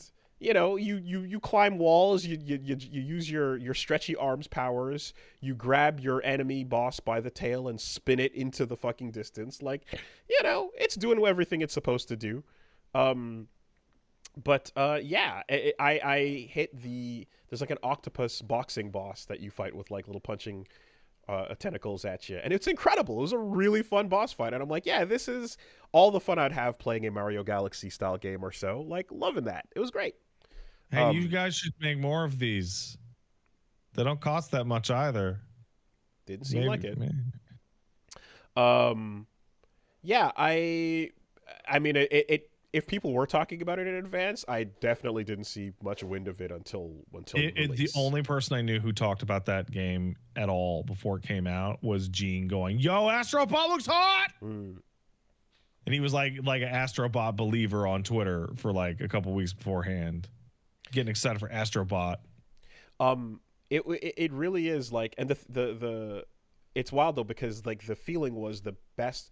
Well, besides, it was a really good platformer on PSVR, but like the VR element to it is what made it feel so unique and fun. The fact that you're standing over like one area, looking down and platforming without like the camera moving, because you are the camera of God just looking at it, you know, was a very unique feeling. But yeah, cool to see this kind of come and be a like, yeah, you're surfing on a PlayStation controller and pulling people into the hot tub and then opening up a PS5 and building heat sinks and all this shit, you know. And yeah, it is a wild one, but yeah, clearly just a simple, fun thing, and does not look like it would cost full price, but that it does. That is a full priced experience. You might think it would come included with PS Plus or something as a big old mascot simple platformer, but regardless, it was fun. It's fun. It's good. Beyond Astrobot, took a quick look at a game called Pokemon Close Combat. What's Pokemon Close Combat? I've never heard of that. Is that an officially licensed Pokemon game? You shut the fuck up. I see. I think as long as you don't yell, "I'm making too much money" out, then we'll get to that in Nintendo a second. might be content to leave you outside of its radar. That in a second. Yeah, but Pokemon Close Combat is indie fighting game made on 2D Fighter Maker, so it's got that same little Enter Brain logo startup when you and the janky menus of if you've played like fucking Dong Dong Never Die or Arm Joe. This looks like trash. The Miserables fighting game, you got that janky kind of frame for it. The game inside on that engine though is pretty good. It's pretty fun. It's a fun little indie fighter. Not trash, but they're using No, it looks like trash. I'm not saying it is trash. The hand-drawn art style is very charming of every Pokemon. That basically it's like basically getting a bunch of Pokemon fighting types, into a fighting game. And they all have a bit of a hand-drawn kind of, I want to say it's not quite Kirby 3, but it's a bit like not Snipper Clippers. What's the game I'm thinking of? Maybe like Scribble Knots a little bit with the way it's kind of, it's like a very just light, loose pencil kind of art style, but it's very fun. And it looks like a 14-year-old Pokemon fan's fantasy of the game they wish they could make, but then they make like a pile of shit that sucks. But this one actually looks competently made and with like the animation that it would need. Yeah, it's definitely like it's better than the engine it's running on, that's for sure. Because when we were trying to get it running, like the first like perhaps 30 minutes or 45 were spent just solving the can it run, can I get the controllers running, will it full screen properly? I'm watching the footage and it sounds terrible, but like in a good way. Oh my god, because Pokemon sound awful. So there's a game volume that is like, I'd say it's at 50, and then the screeching Game Boy noises of the Pokemon going yeah are at like 90. Man, it is. Yeah, it is horrible to listen to, which is great because Pokemon battles sound like garbage. And literally the first level that loads in is the Onslaught Marvel vs. Capcom 1 city stage. So yeah. There it is. Yeah. I just clicked to a part of the footage. There it is. Yeah, wow, that really is the Onslaught stage. But but when it comes down to it, it's like there's a bunch of characters in that. There's like a solid cast of maybe 20, it feels like, or so. And there's a lot, there's some fun stuff going on with just like, getting the characters accurate with their references and, having special moves in there. There's a system that kind of revolves around like everyone has some normals, but like most specials kind of require a bar. And to build a bar, you got to either land a sweep or a throw, and you kind of get this aggressive, kind of mixed game going. But one of the things that like I remember seeing some match footage of it a while back, so I know this has been in the works for a while. What really got my attention was a video of, so obviously you're like, it's a fighting game, it's Pokemon, Hitmonlee, Hitmonchan, Hitmontop, right? They gotta be there. The usual. But what they did here is they actually have Tyrogue, which is the pre-evolution, the little scrappy like fighter like Pokemon, is who you pick. And depending on the number of punches or kicks you land in round 1, it evolves into one of the 3 for round 2. That's so stupid, but also really awesome. It's great. It's really good. And you see a little counter underneath your life bar of like how many punches or kicks you've land. If you land more one than the other, you get the respective evolution. And if you land an even number of both, then you get Hitmontop. So fucking awesome. And of course, that's ridiculous. And when it evolves into that for round 2 and 3, you get the full move list for those characters. It's a full on different character. When you're in that first round, if you build up 3 meters and you have the right number, you can just do your level 3 to evolve right away. So you can force it out faster even. But that's a super. You know what? Budokai Tenkaichi was right. Okay, well, finish your thought because Leveling up from base Goku all the way up to the fucking top is fucking peak as shit, and it rules. like And you know what? Yeah, Blue Goku is insanely broken, but you let me get there, so shut up. one slot, cowards. Put it all in one. Find a way to make it work. Make it fun. Make it so that you can do all of that with the one character. Don't fucking do this shit, man. It's such a great way to do it. Like, I love that. And if there's different tactical advantages or different balancing advantages to going one way or the other, Kaioken versus 2 versus Ga, then sure. But like, I love that this type of a bit is how you implement those characters off of Tyrogue. That's such a fun thing to do. It's different, you know? If you picked an Eevee and then you got to do something similar with that, this whole game is an evolution thing. It's such a fun idea, man. I love that. And quite frankly, like, I wish that wasn't the only character that had that mechanic, you know? Oh, it is? Well, I mean, that's probably a lot of work. It is. But it's so cool. And that got my interest, right? And I mean, everybody's like, oh shit, that's really smart. I'm like, yeah, isn't that exciting? Like, that's a fun thing to bring to this kind of game that makes it very Pokemon feeling, you know? And I wish I want more creative gameplay design like that, you know? I think Dragon Ball is a perfect place for that, even though you've got a billion characters to drop in there, you know? This is a game about powering up characters and having them go through their forms. Like, if you're gonna make a split, do it for a really good reason. Like the fusions, of course, yeah, that makes sense, you know? But man, how fun to just like find a way to take your character through all these power levels as you go, you know?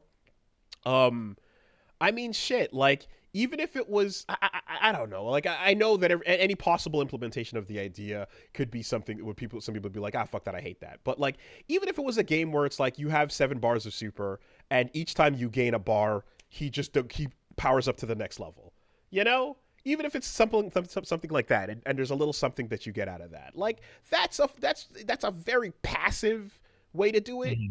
But it can be as simple as that. But I really loved how it was implemented in this case.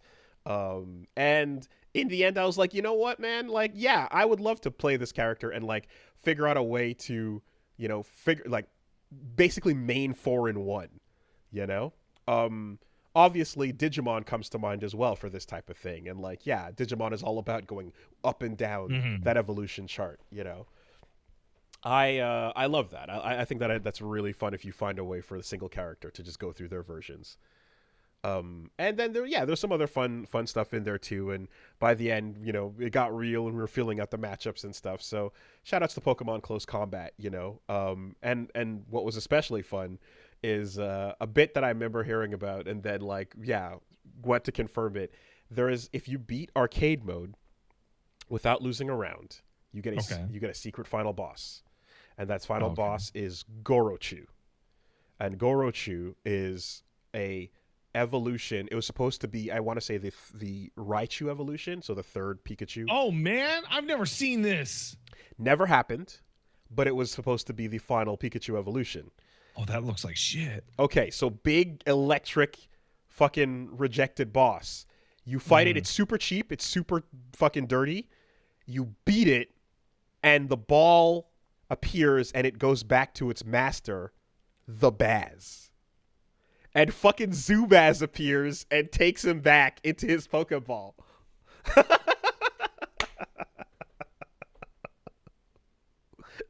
Right? How fucking awesome is that? The dream is complete. You got jump scared by your own character. So that was something I caught wind of before, but what a perfect way. Like a rejected Pokemon electric boss that is character. Really great. Who else would be the trainer? And Zubaz with the cloak and cape on just kind of like returns him to the ball. And you gotta earn it. You gotta really earn it. Storm is always there. Yeah. The rejected duo. It's great. So that is fantastic. That was a real fun little bit to throw in there as well. So yeah, shout outs, Pokemon Close Combat. which yeah, I mean they run tournaments. It's updated constantly, and they got stuff going on. You can find out more. I know the Mizumi wiki, which has lots of details on a bunch of other fighting games as well, has a full breakdown on and FAQs on what you need to know. Might have to do a little work on the setup part of it, because that's just anytime you're running 2D Fighter Maker, there's always a bunch of hurdles and hoops to run through, unfortunately. But it's got net play as well. They've figured that out with it too. So yeah, go check out Pokemon Close Combat. Had a lot of fun with that. And second bullet point: be more courageous with your character evolution combat systems in games. I will. I definitely will. I promise. Yeah. So that's pretty much that. We are gonna be a bit busy this week, but I'm definitely gonna pop the schedule up. We'll get in some Phoenix Wright, and we'll get in some Elden Ring. So stay tuned to my Twitter for more details on that. All right. Quick break. Yeah, let's take a quick break. I got to go pee. All right. BRB.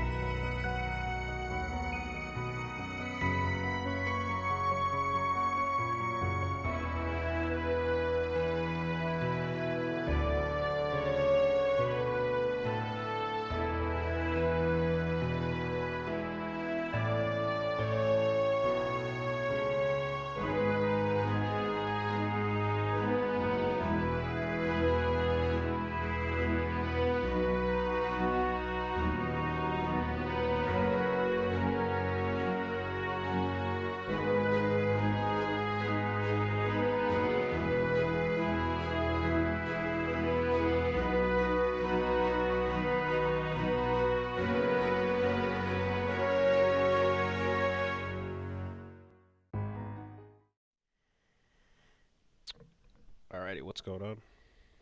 Okay, well, I didn't do a lot of streaming this week because I had been doing weeks of 2 streams a day because doing streams is better than sitting around moping. And then I'm pretty sure I fell asleep with my eyes open playing the Plucky Squire.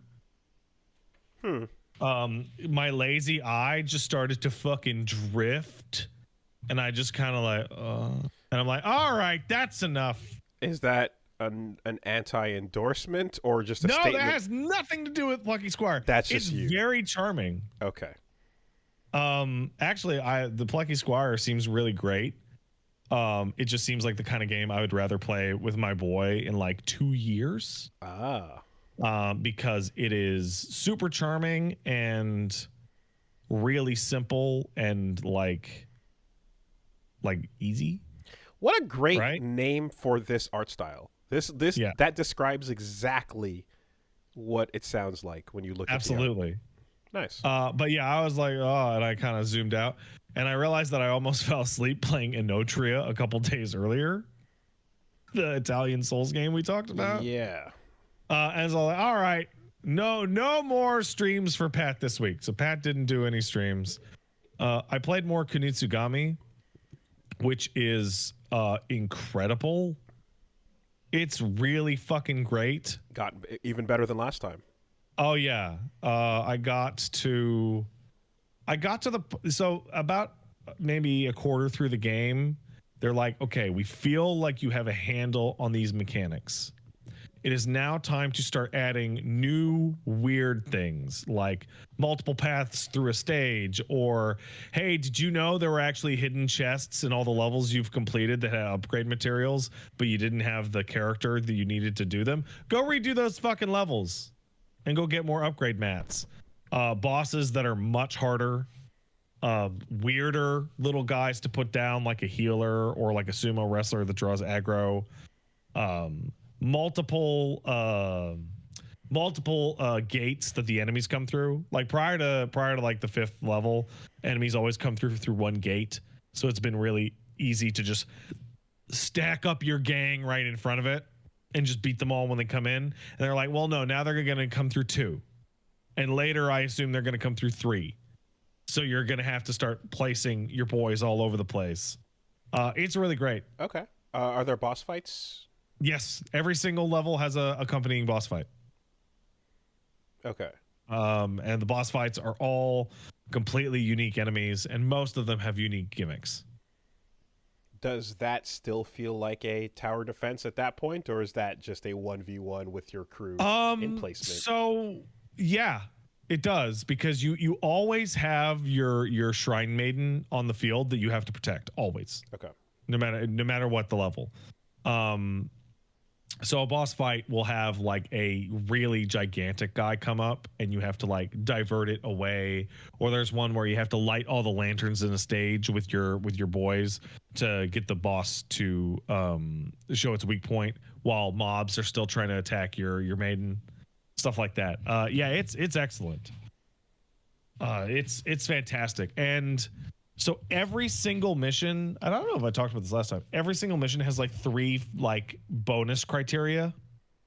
So stuff like there's a cave mission where enemy your boys can only attack people they can see that are lit up by lanterns. Right? So you have to have all the lanterns lit so that they can hit enemies that go near them. And there's bonus conditions that'll give you upgrade materials or like new equipment that is beat the level with every lantern lit. And then the one underneath it is beat the level with no lanterns lit. Okay.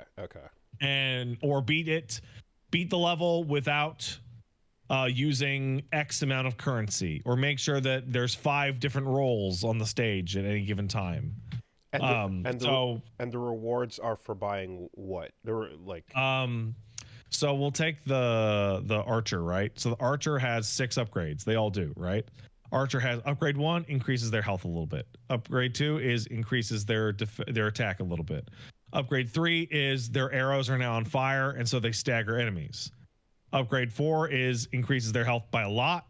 Upgrade 5 is increase their attack by a lot. And upgrade 6 is they shoot 2 arrows at once now. Okay. And that's where your primary upgrade stuff goes into, is like you're going like, I like woodcutters and thieves and archers. So I'm going to buff the fuck out of them so they're much, much, much stronger units. And I've been getting like bonus equipment for the character. My favorite one is one that makes all of your boys stronger, but makes your main character weaker by the same amount. Interesting.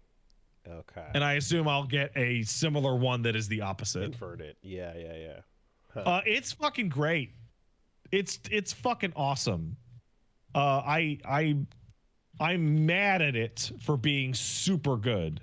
Like I got stuck on a boss for like an hour and a half because I couldn't figure out his fucking like the timing on his lantern mechanic. And instead of just giving up and going back to Space Marine, I actually stuck through it and kept going, even though it's just this goofy little tower defense game. Mm-hmm. And also it has New Game Plus where you do the whole game over and it is a step up in difficulty, but you have every single item and unit from the beginning.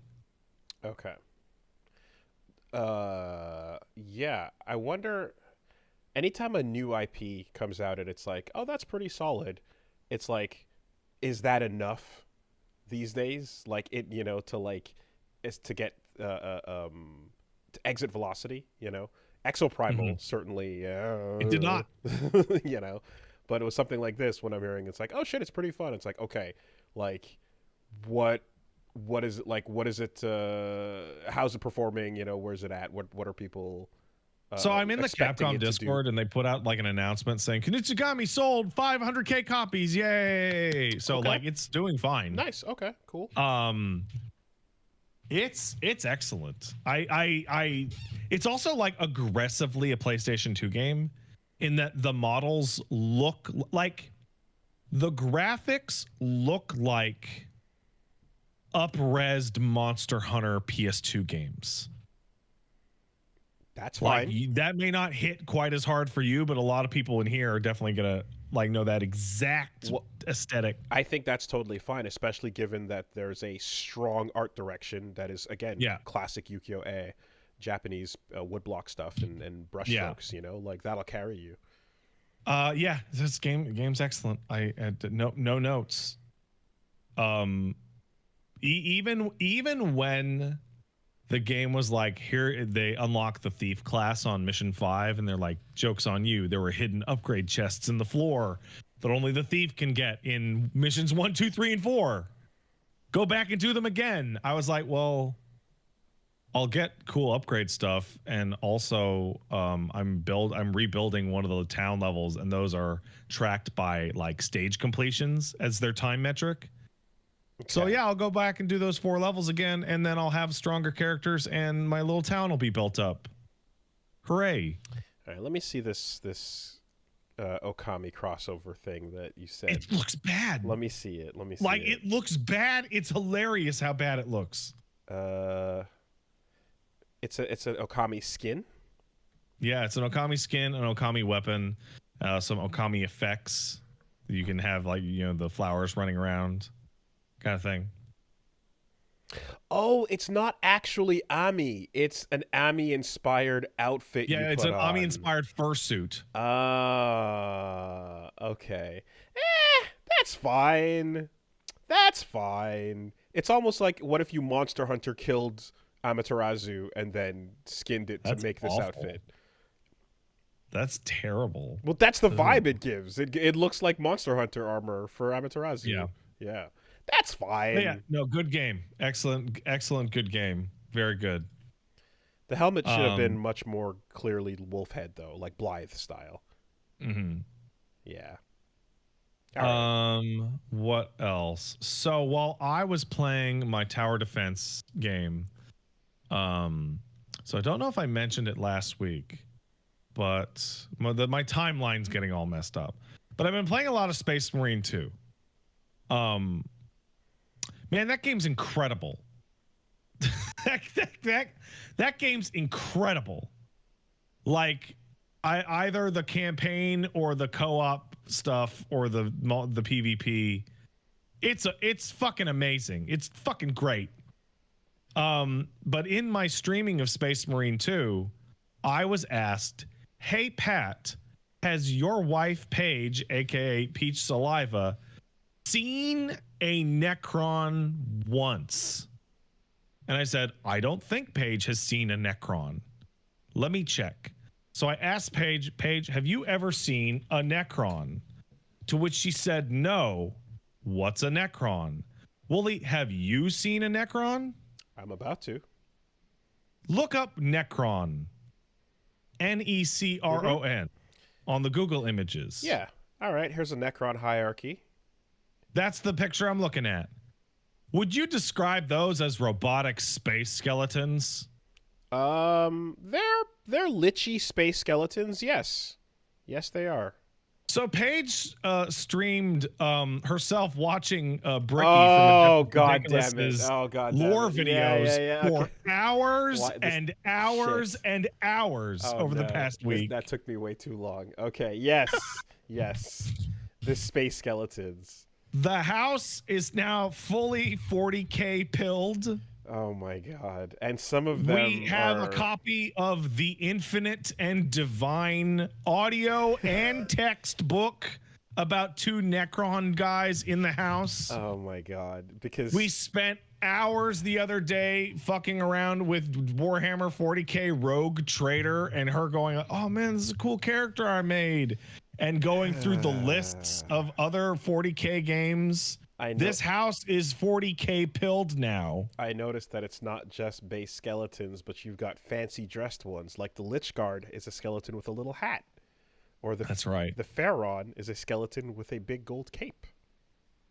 Then there's the Nemesaur, which is like a centaur.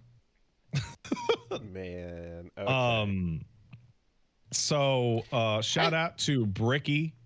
Runs a great YouTube channel, talks about 40K. I'd highly recommend, if you want to learn about 40K, go check out Bricky's videos. Trying to get in touch with him to do something over the next couple of weeks. Also was talking about Space Marine, and as a result, Mandalore is going to be on the show this week. We're going to play Space Marine 2 multiplayer because everybody loves fucking Space Marine. It's so good. It's so goddamn good. All right. Is that the Horde mode? No, it's the co-op. It's the Left 4 Dead, but with a leveling system. Nice. But yeah, no, it's a 40K household now. And like Paige has her D&D friends, and one of them I know paints minis. So like there's a real threat of the home being invaded by tiny little plastic Necron dudes in the very real near future. Has Paige played Grim Fandango? No. Does she know what it is? Yes. Okay. The last I spoke to her, she looked at Manny's design and was like, just kind of a shrug. Not hot enough. Yeah, it's not the type of skeleton she seems to be looking for. A little too goofy. Not hot enough. Okay. All right. More dead, more decrepit, please. Gotcha. Proportions matter. But yeah, no. Also this week I'm going to be streaming 40K Dark Tide. That's a sponsored show. There's a lot of noise being made about Warhammer now. Warhammer's good. Of the coast, are we? Yeah. What? Or no, not of the coast. That's what's the Games Factory? Games Workshop. Games Workshop. There you go. Yes. The other one. But yeah, no, like there was like a moment where we're like lying in bed going to sleep and we were talking about like Sanguinius and the Blood Angels, and then I'm like, we're so cooked. This house is so 40K cooked now. With the sponsor stream going down as well. All right. Yeah. Well, eventually you're going to have to start painting your minis, bro. I don't have to paint no mini. You say that, but I am saying that. No, you know what I'm saying is what I'm going to say is that the Total War series made a Total War Warhammer game. They need to hurry their fucking ass up and make that 40K game.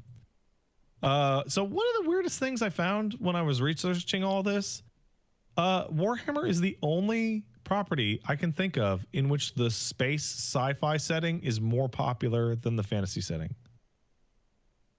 Like, fantasy is nearly invariably the de facto more popular setting in damn near everything, except for this. Well, yeah, it feels that way because I hear about 40K way more than I hear about other things, but it's also because it's basically like wild space fantasy and not just full sci-fi. It's still fantasy. It's just they're wearing robots. Yeah, like and they have guns. Like, you don't like being into 40K does not mean you will be into Mass Effect. No, but it does mean you might likely be into Lord of the Rings. You know? It does mean that if you start reading a bunch of this stuff, then your TikTok algorithm thinks you want to see old bearded dudes argue about whether or not Starfleet could take on the Imperium. And I'm like, this is garbage, I say, as I watch the whole video. Yeah. No, I think it's like, yeah, the fantasy element of 40K is much more prevalent than the sci-fi element. And also, besides like the Blizzard like aping it, like how many other settings are there where there's like a full-on parallel worlds of space and past fantasy? I don't know, man. Right, because Warcraft, Starcraft are the direct analogs, and then what other settings do that? You know, I can't think of much. Like, I was on Adeptus Ridiculous, and we was hanging out with Bricky, DK, and Shy. Hey, check that out this week, by the way. And the topic was like, what makes Warhammer so good? And one of the things that we talked about is that, like, let's say you saw a skeleton that looked like a robot and you went, that's cool as fuck. Like, the path of what do you want to get into / what are you into is, do you like miniatures? Do you like board games? Do you like painting? Do you like books? Do you like video games? Yeah. What kind of video games do you like? How would you like to express your interest in this cool looking thing that you saw? Like, there is a weirdly enormous amount of spread on it. Which is smart for, yeah, that's how you use your IP and market properly. Like, Henry Cavill needs to hurry his ass up and get that TV show out there, because that will be the easiest way for anyone to point at, be like, hey, do you think my little toy Space Marine looks cool? You know, there's a TV show. It's got Superman in it. You should go check that out. And being into the miniatures and books doesn't mean you're into the games, you know? Like, you can, these are all very separate things, I imagine. On the previous point, I was just thinking that I remember in like elementary school and such, I remember when friends of mine and stuff were like into Warcraft. Warcraft 2 specifically was what was blowing up. Warcraft, yeah, no, Warcraft 1 was like, it was good, but like the heat came at Tides of Darkness. Warcraft 2 was what my friends all talked about.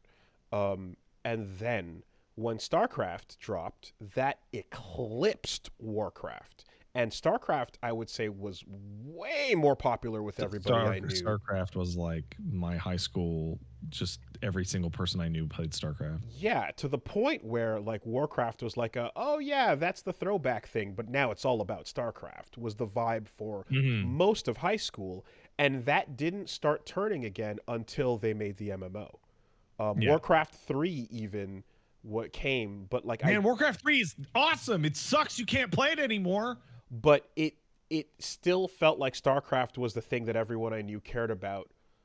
So I feel like the fantasy setting being more popular is because they made the MMO first and pushed it hard and never made World of StarCraft. So, like, do you remember like 2006 when people were like, "Oh, so when's World of StarCraft, man?" Yeah. Every time. When are they going to do that? They got to do that. Oh my God! It's that, and when is Ezio going, or when is Assassin's Creed going to Japan?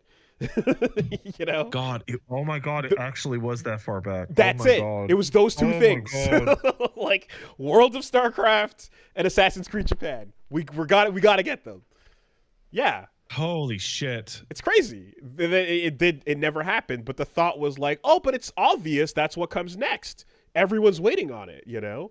But no. And so WoW just existing and being the main MMO, no matter what the setting was, it had enough time to just be the fucking basin that everyone collected into.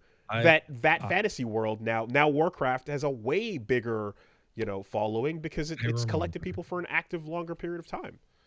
I remember when I saw a headline that was like Warhammer MMO incoming, and I went, and it showed it was Age of Reckoning, which meant it was the fantasy one, and I could have flipped my fucking desk. I just no. like, oh my god.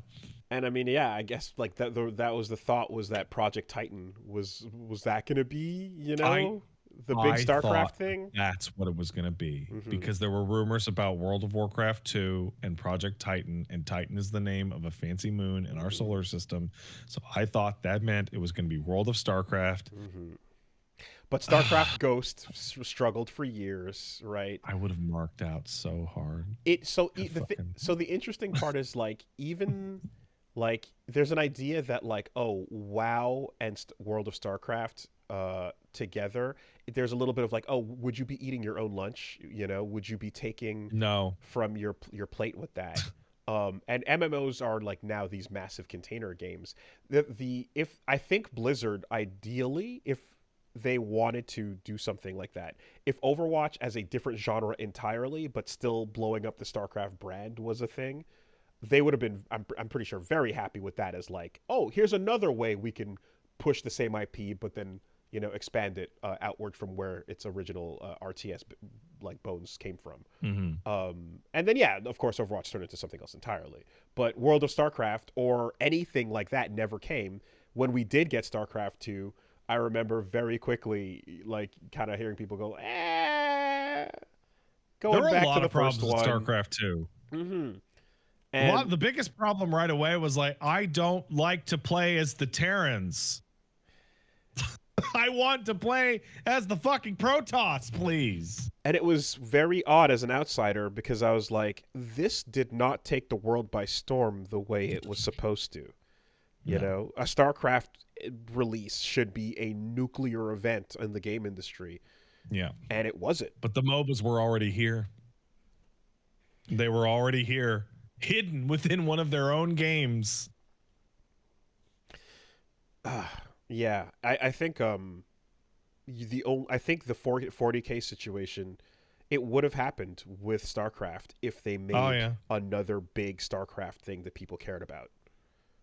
It's funny that you mentioned StarCraft Ghost, because Space Marine 1 and 2 are StarCraft Ghost. Like that's the literal concept. Is like, if you're one Space Marine, you get to see what it's like to stand next to a orc and a big orc and a tank and a dreadnought and a Lord of Change, and and all we would get hype about back when the game when StarCraft Ghost was announced like 4 times was like, oh, how cool is it gonna be to be on the ground and point the laser and call for the nuke while you're seeing it from eye level, There was a fucking screenshot of StarCraft Ghost, the Zealot, which completely sold the game to me, because what it was is Ghost, Nova was walking down a trench, and the trench was on either side of a walking path was siege tanks as far as the eye could see, like firing off in both directions at Zerg. And I was like, oh, it's so fucking cool. God damn it. I mean, make no mistake, like it's still inside of me. I want to see the scene of walking going through a battlefield where a battle cruiser the size of the skybox is flying overhead, and a Protoss, what the fuck is the giant carrier? Carrier. The carrier, yeah, like shooting its drones out, having a crazy thing happen above you while you're on foot. That is still a fucking incredible moment. Yeah, that's Space Marine 1 and 2. There you go. Yeah, okay. So, you know, and then like you like after taking out a bunch of Zerglings or whatever, it's like, oh fuck, it's a Dragoon. It is a singular like, oh no, what are we gonna do? I'm fucking dead. Oh god, run, run, run. You know? Never mind the fucking Ultralisk ruining the landscape. Like all of that was what your fucking overexcited teenage brain wanted to see. I don't know if I talked about it when I was talking about Space Marine 2, but there is a boss fight in that game that is an enemy that your squad would never be able to defeat ever. It is the equivalent of an Ultralisk, like specifically. Yeah. And what they do is that you drop a building on it and grievously injure it. Okay. So that the missing limbs, like concrete rebar pillar straight through its chest version, is still a ridiculous boss fight for your characters, but is technically feasible. Okay. I see the what you're describing. What you want is Space Marine 2, and yeah, that's definitely what it sounds like. In front of what I've seen the screenshots and things and the videos, it seems like it's pretty fucking dope. Although what I'm also describing, just to clarify, is what child me wanted, seeing the things of the units I know. You know, so in this world, it would just be like, oh, big cool shit that I don't know. You know, but at the time it was like I specifically with the familiarity of the world, seeing it from a different perspective carried that novelty. But I suppose that's why it's like, well, then time to get into Warhammer is how you then care about I would what say you're that it's like a really one-to-one where it's like Warhammer is StarCraft without any restraint whatsoever. Right? Like just like we were listening to metal when we made these designs. Right. What if the robot was actually a coffin for dead soldiers and they're in horrible pain? Album cover shit. Yeah. It's what I call Warhammer 40K is too much is never enough. What if someone invested? What if someone took an album cover of like a metal band, but then said, "Let's turn this into a full IP and put millions and millions of dollars into it"? I like Warhammer. I have been told by the subreddit moderators not to say this. I am probably going to start reading Warhammer books this week. You're gonna paint a fucking figure, dude. I don't care what you say. I don't want to. You're gonna paint a fucking figure before we're done here. So hey, let me tell you, if I genuinely mean this, if there was ever a game announcement I would ever be more upset by, if Creative Assembly comes out and says, "Here comes the 4th Warhammer game," and it's Age of Sigmar, which is the other Warhammer fantasy setting. Instead of 40K, I'm going to trash this room. I'm going to throw a adult-sized tantrum. Oh, you care. I mean, oh man. Here's what'll happen. You're gonna get you might not paint it, but you're gonna get your first figure when it has a little amiibo type thing that you put to the next game. Oh no, I hate that shit. I don't know if you remember, but I hate amiibos. Yeah, but I can't stand them. But when the game is rad and it's a part of it, then you're gonna get in there, and we'll see what happens. Okay, listen. I've people in the chat are saying that Age of Sigmar is cool. That is true. Age of Ligma is cool, but I want the fucking robots and guns. I want the spaceships. What do you want from me? Also, I just really like to say Age of Ligmar. I think it's funny. I'm like a child giggling. Wait, which is funny, Age of Ligma or Age of Sugmar? Yeah, okay, it's Sugmar. Yeah, all right. Yeah, you're gonna discover that you don't have to go down to the Games Workshop to get your fix. You can have. I think you should never go down to the Games Workshop. You're gonna. I think that is a real piece of advice that I'm giving you right now. And you're gonna discover that you can just have it delivered straight to you, pre-painted almost even, and then you'll be like, no, oh. okay, come on. Listen, I'm not a fucking Neanderthal, okay? Like, yeah, I'm not a painting or artistic guy, but the idea of getting pre-painted miniatures, why don't I just fucking I was about to say have a machine breathe for me, and then I use a CPAP machine because I'm stupid. See, no. So that's a bad example. Well, that's a terrible example, yeah. But your Paige is going to be painting her Necron, and then the mood in the house will change. And suddenly you'll be like, oh, well, she's putting her thing up there, then I feel like I should have one to put up too. Okay, this is kind of incredible timing for this Warhammer discussion.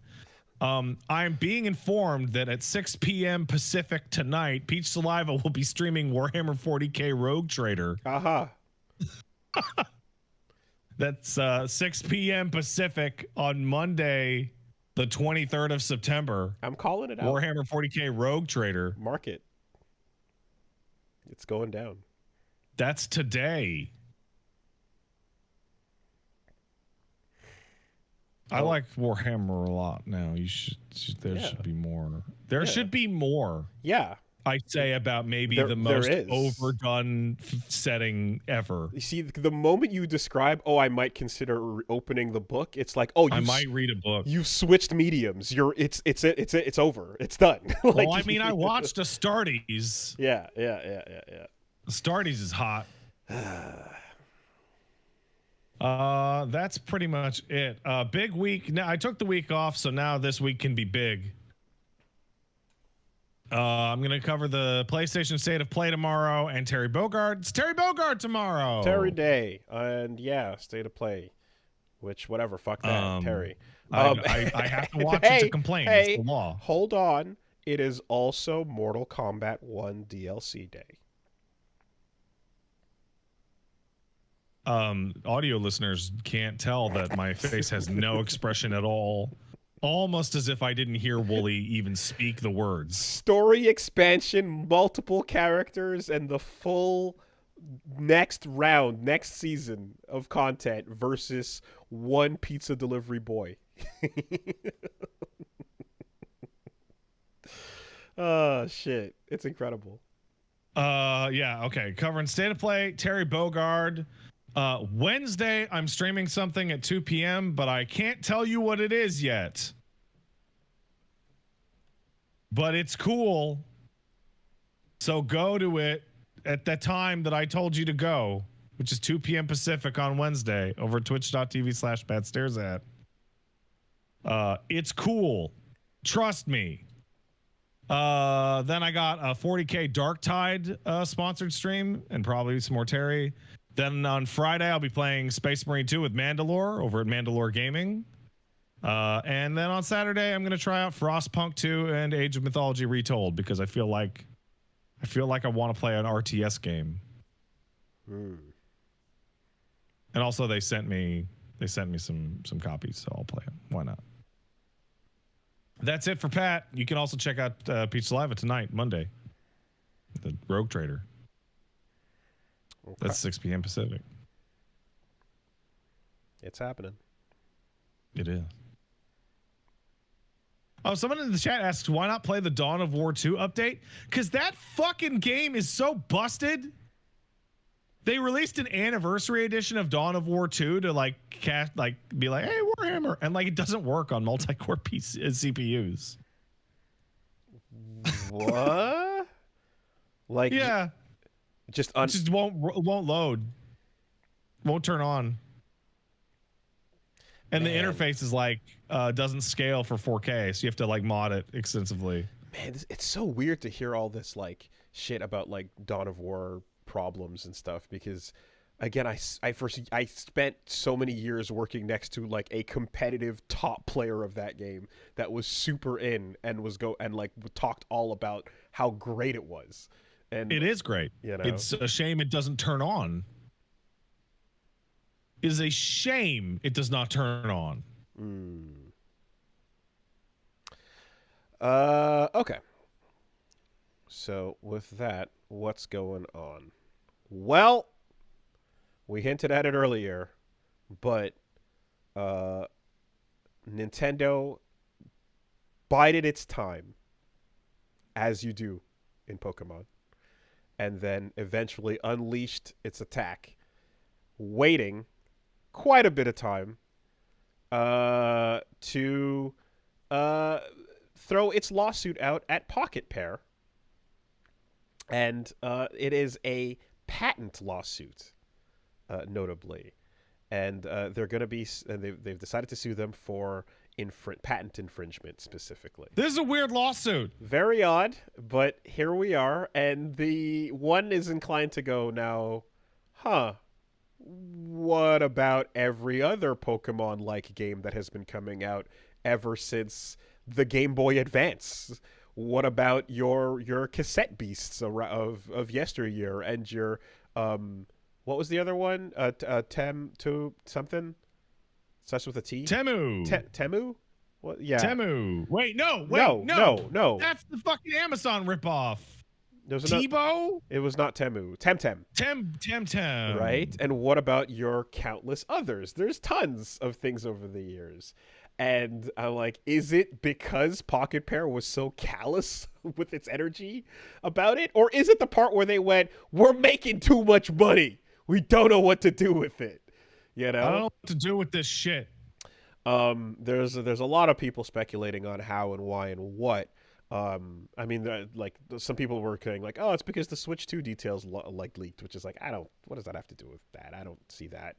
But couple of people legally have taken a look, and they're thinking that in particular, while we don't have a ton of details, and while Pocketpair has basically gone like, yeah, we don't know where the fuck this came from, they are thinking that this is going to be specifically about the like catching mechanics and like how you kind of throw a Pokeball out is a speculated possibility. The fact that they are again specifically just targeting like this one and not any of the many others, nor have they over the years targeted like, you know, once a kart gate racing game comes out or a platform fighter comes out, like it's just this one. Very, very odd. And another detail that might give some insight here is there was a leak list of games that are going to be announced at the Tokyo Game Show 2024 release from CESA, and the thought is that perhaps Palworld coming to consoles that are competitors is a reason why they're trying to move now on Second, this. you could do all that Pokemon ripoff shit on the godless personal Steam. Computer. Mm-hmm. But if it's on Xbox or on PlayStation, well, now it's a much more direct issue. But again, Pokemon Palworld is not the first Pokemon like. Real odd one.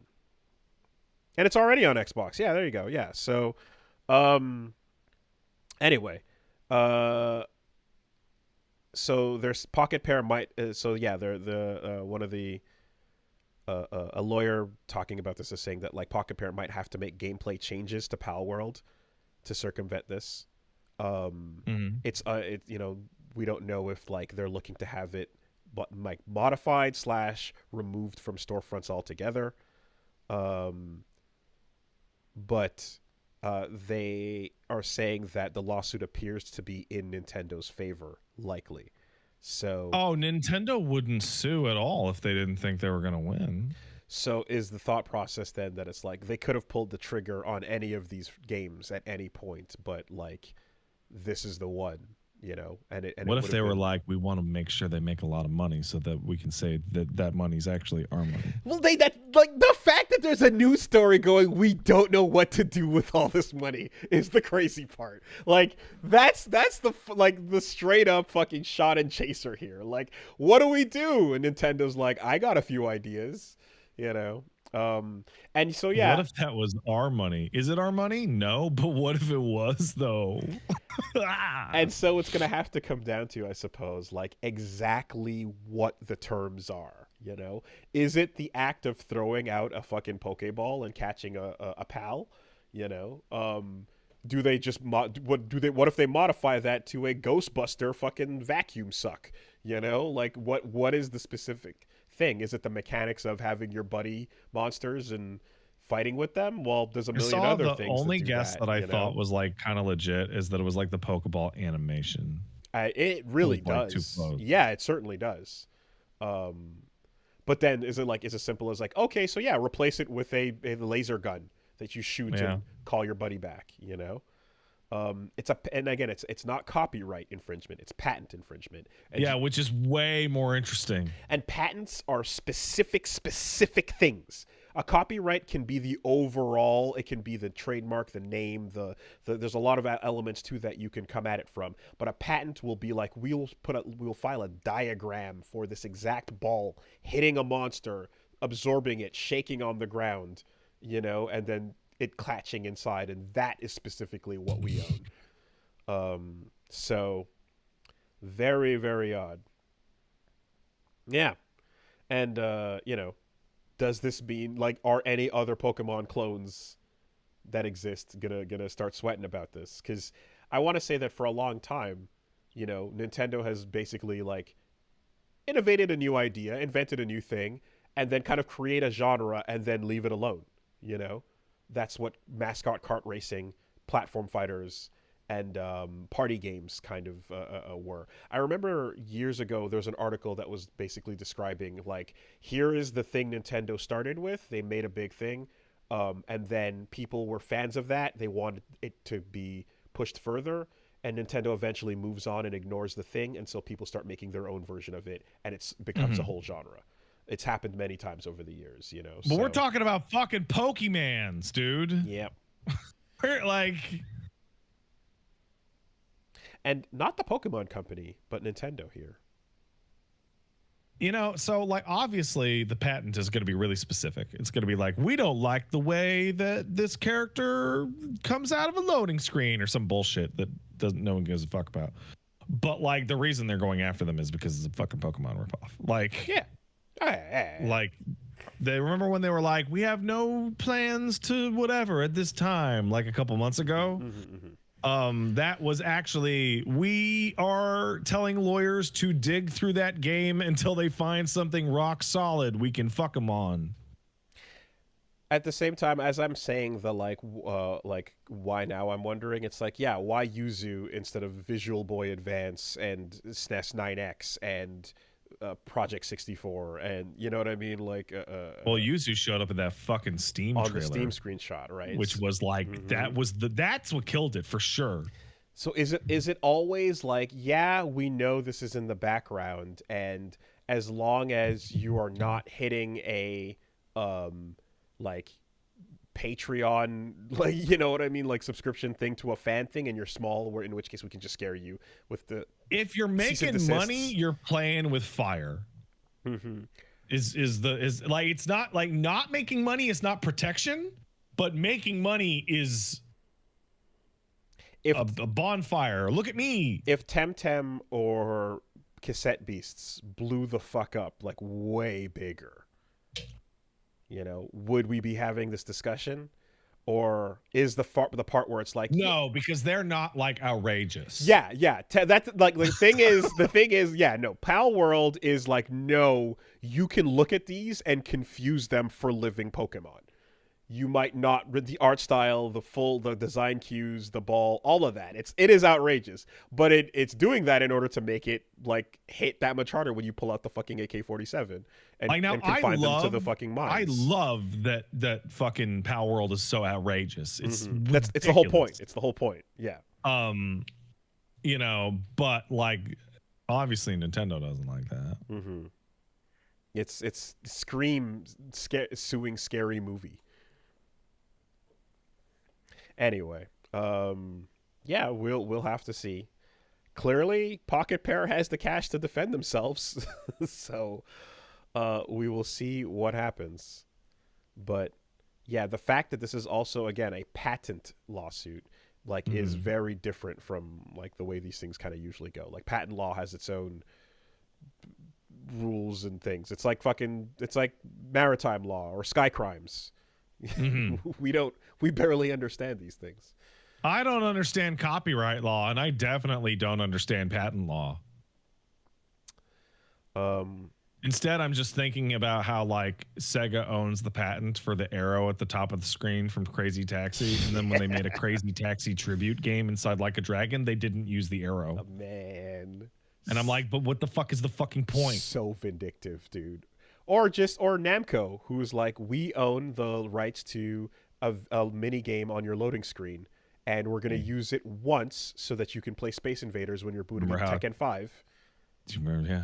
And never again. Cool feature in Tekken 5. Oh, it's to stop that feature from existing in hundreds of other games. Oh, lit. Oh, wait, hold on. In Budokai 3, you can spin the stick to grow your Cyberman. But that's not a game, though. It's not a game. So no, we never used it again. But more importantly, nobody else can have it.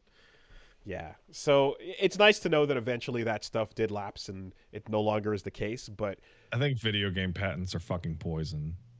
It's people in the chat are saying the Nemesis system. Yeah, no. That's fucking stupid. The Nemesis system gets used for 2 games and then thrown away, but it's still patented. God, man. And it's like the Nemesis system was used in a stealth and action third-person, Lord of the Rings game, right? And like, what if like third-person camera movement, and what if stealth mechanics, and what if Assassin's Creed bits, and what if all these bits were patented beforehand? Then the game you are making that you're patenting the idea on couldn't fucking exist, idiot. Like like so many video games are historically built on the established thing of the genre that was developed before it. And video games are ripoffs. And video games are a product of like. And you're improving ideas over time to get to a point where we're like, oh yeah, lock on makes sense when we click on this button over here. Moving the stick on your right side is the most comfortable way to go. Aiming down the sights should be over here, and so on and so forth. You iterate the whole genre. You iterate the entire fucking industry, and like you're gonna lock down things so that other people can't fucking build off this. How about this one? Decades later, Terry Bogard and Street Fighter are going to be hanging out and hugging and kissing and being good friends. Even though if you go back to 1993, Terry Bogard and his friends are outrageous ripoffs of Street Fighter. Oh, yeah. Absolutely insane. But they do get grandfathered in to some degree in that the team that designed them came from Capcom and worked on Street Fighter 1. When Final Fight was developed, and they're like, wait, you said you wanted another Street Fighting game, right? Is this what you meant? And they're like, no. And they're like, oh, you forgot about the game you made a couple years back. They went on to when they worked when they moved to SNK, the same team made that. And I will say that like Fatal Fury gets. It was an outrageous. There was outrageous ripoffs going on, but nowhere near as bad as Art of Fighting, right? And Art of Fighting like was to the point where Capcom made fun of it in their own game, and back and forth. But like, wasn't that a better way to handle this? Making Dan as a goofy like, haha, fuck your stupid character bit, and then they're like, oh yeah, well Yuri's gonna do all of Dan's moves. Shut up, and they're throwing shade at each other over the years, is one thing, but. Lest we forget, that same Capcom also looked at like Super Fighter and went, you're tracing our sprites, we're taking you to court. Like, die. Like there's the goofy like, oh, look at that karate man doing his hados, hadoket, no, how shokoket, yeah, okay, whatever. That company is just tracing our shit, you're going to jail. Like there was a limit for them even at the time of World Warrior, So, like, I don't know how other people, because some people are getting emotionally involved in, like, oh, the Nintendo half-assing a bunch of Pokemon games and then suing a really interesting Pokemon ripoff is obviously a really bad look. But obviously, the core of it is that this lawsuit is hilarious.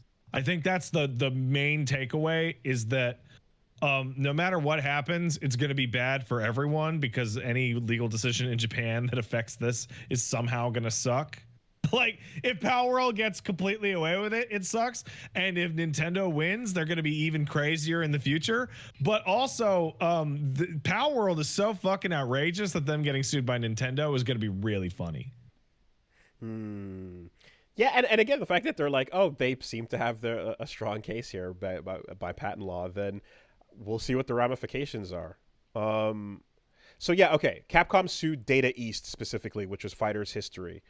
I want to say I think they sent a cease and desist, or like Super Fighter in particular got hit by something back in the day, and I remember that was part of why that game was so difficult to track down for a while. But yeah, the main lawsuit was Data East, just to correct. Can't we just solve this the old-fashioned way and hire guys like Kiryu to go over and fucking shake Palworld down in the street and threaten their family? Kidnap Can't sisters. We just go back to those good old days? Kidnap someone's sister to make sure they fucking pay their cut.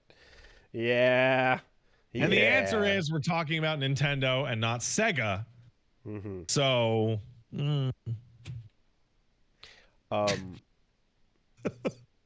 yeah, it is. I think the absolute blatantness of Pocketpair is what crossed that line this time around. But I really want to point out, and I'm sure I pointed out every time, it is beyond the funniest thing ever that Sega of Japan has a fucking 23-part game series about how cool the Yakuza are, considering their historical behavior.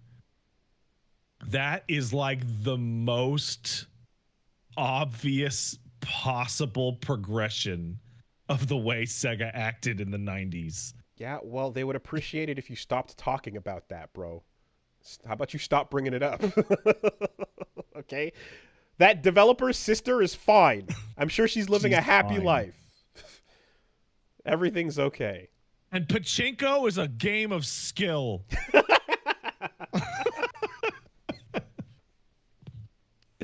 And you can't even win real prizes. It's you collect little collectibles. You really It's a skill game and it's not gambling.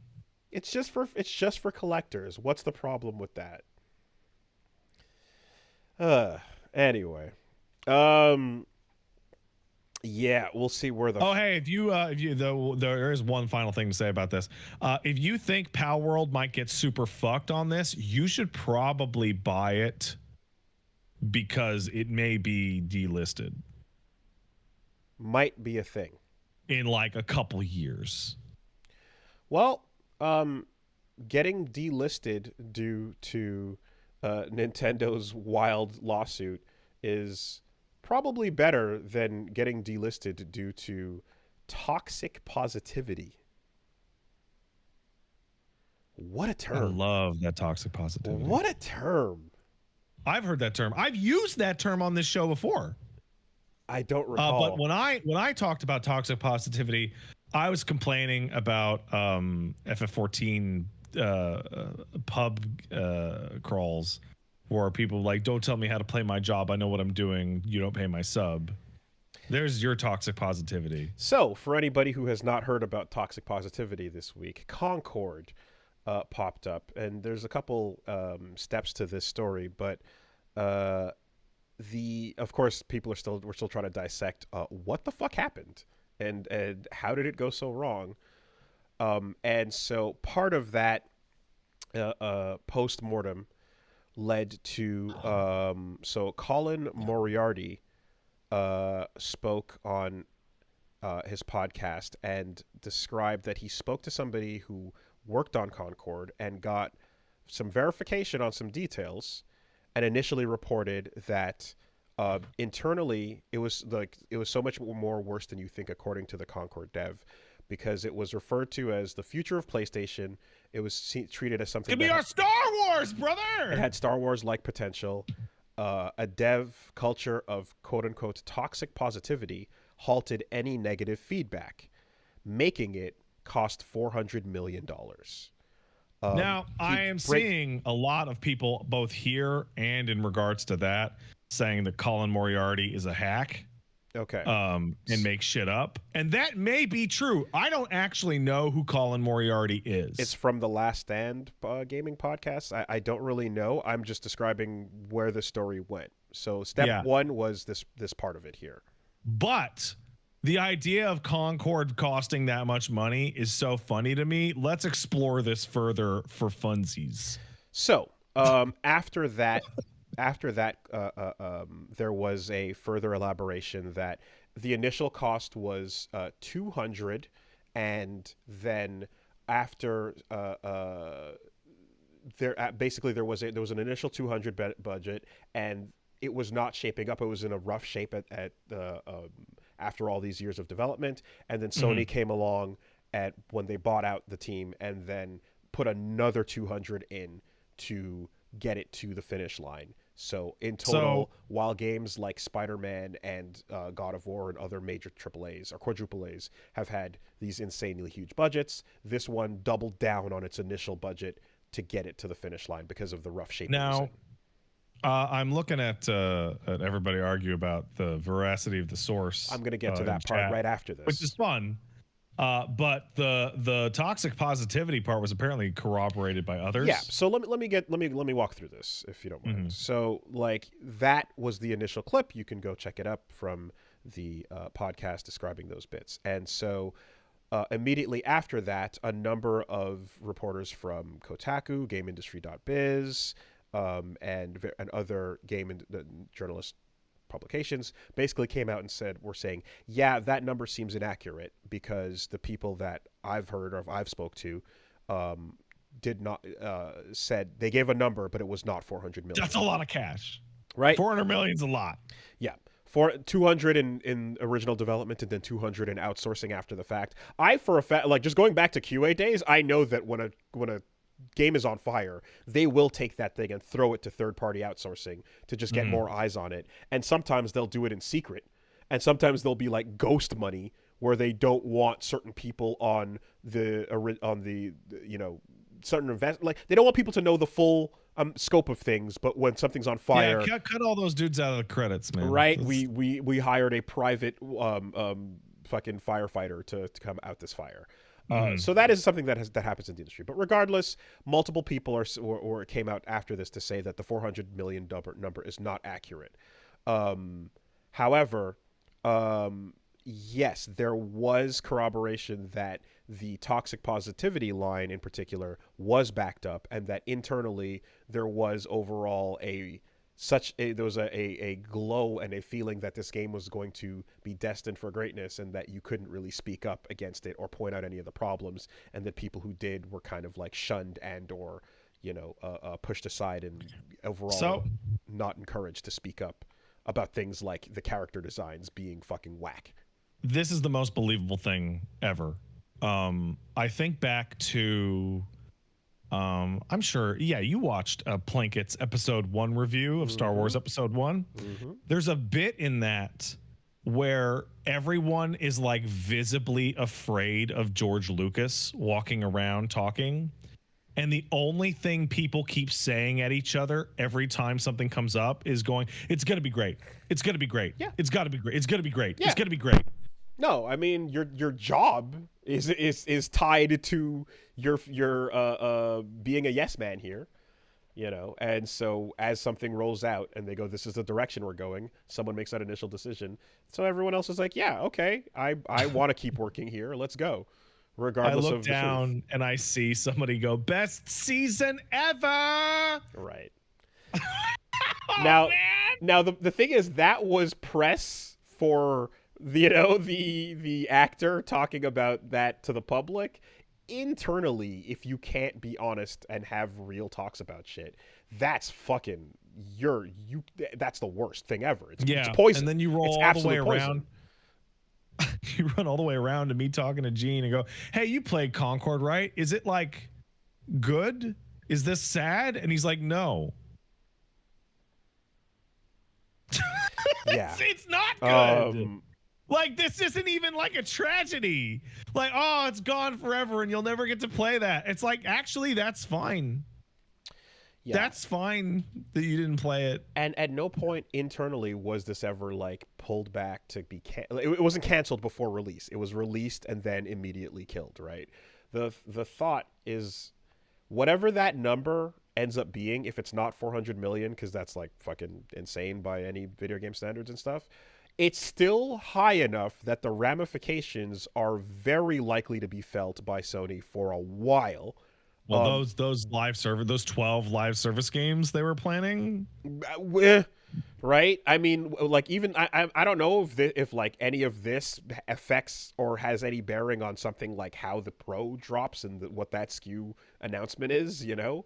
But it does certainly feel that the damage this does is going to last, because you know that this had enough of a budget for them to go and also get a bunch of CG animations done that we're never going to see, and an entire episode of the secret level thing that's coming as well. So like the marketing cash was fronted aggressively up front, which you don't do to a thing that you're spending light money on, you know? Hey, I have a question for you, somebody who's worked on video games for realsies. So there's the we got to throw money at this because it's on fire, right? That's very clear. I think everybody can understand that. Yeah. Is there also a, hey dude, this shit sucks, with the response being, and what the fuck do you expect me to actually do about that? It's too late, or that's too much, or I have no ability to change that? So, I mean, admittedly, I've been out of the industry for a while, so there's things that I'm sure are different, but for the most part, shit never changes, right? There is definitely people that are like, yeah, we are resigned to our fate, just ship it. And that attitude I've seen on major releases that are sequels to beloved franchises. Oh, yeah, that one. Right? Where, yeah, like, there is an energy of, like, yeah, you can go back a number of builds and see when this was originally something special, but that's gone now. Are you ever going to be able to talk about that, ever?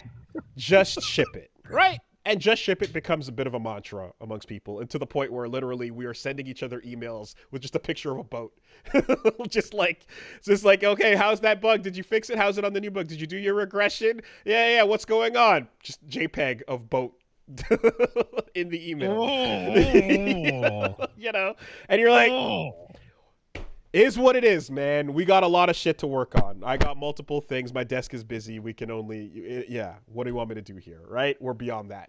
What makes this, I think, unique is the just ship it mentality never goes hand in hand with, we're sorry for taking your money, here's your money back. I thought they were going to ride this out for a while. That's the crazy part, which is, yeah, we're sorry. Refunds for everybody. Undo, Control Z, never mind. Back into the bushes we go. You know, that doesn't go hand in hand. So I was under the assumption, and maybe I was right or maybe I was wrong, I don't know. I'd need somebody to confirm to me, and I don't know who could. Does Concord's big deal was supposed to be these very well animated like shorts that would happen with the weekly story. Yep. Right. And 3 of those came out, and I watched them, and they are technically immaculate. Oh, they're really good. Like, yeah. Interesting. They are feature film CD quality, immaculate, between the most boring characters talking about nothing. It is like astonishing. So I have been curious to see. I'm like, is that secret level episode, or would these shorts make those characters seem like better designs in the way they're used? You know, like, is there something about them that'll like convince or sell it in a way that the in-game models did not? I don't know, because like the CG stuff is like, it's A+. It looks great. Huh. And they're just talking about nothing. Like, it's got no soul to it at all. And I was under the impression that they would have had to build like fucking 50 of those things for launch, right? To, get ahead of it. So, because it's supposed to be weekly. But what if they didn't have like 50? What if they had like 8? And so if they decided to keep the game going, they would have to like have the team making those super expensive, super high quality CG cutscenes week after week after week, so that the total weekly cost of keeping the game up was actually really high. But that's okay, because it's going to be doing gangbusters. And it's not free to play, so everyone's going to be buying it, so that's where the money's directly coming from. You're like, yeah. Who knows, man? Yeah, you should track down a couple of those Concord shorts, because they are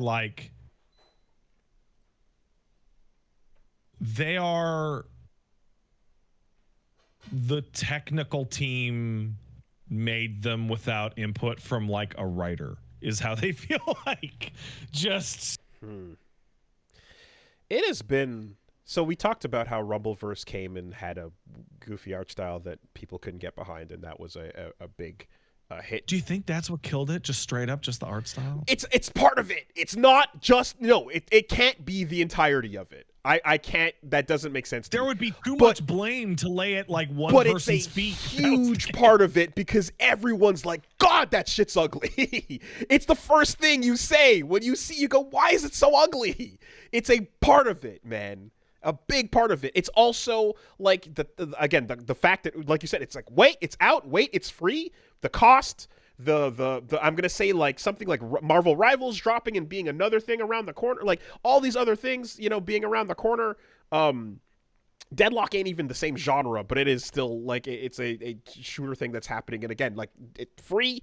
Like it's a combination of a lot of effects, but in particular, the art style being rough it guarantees that there's no the sticky paper on the backside of that thing has no chance to adhesive.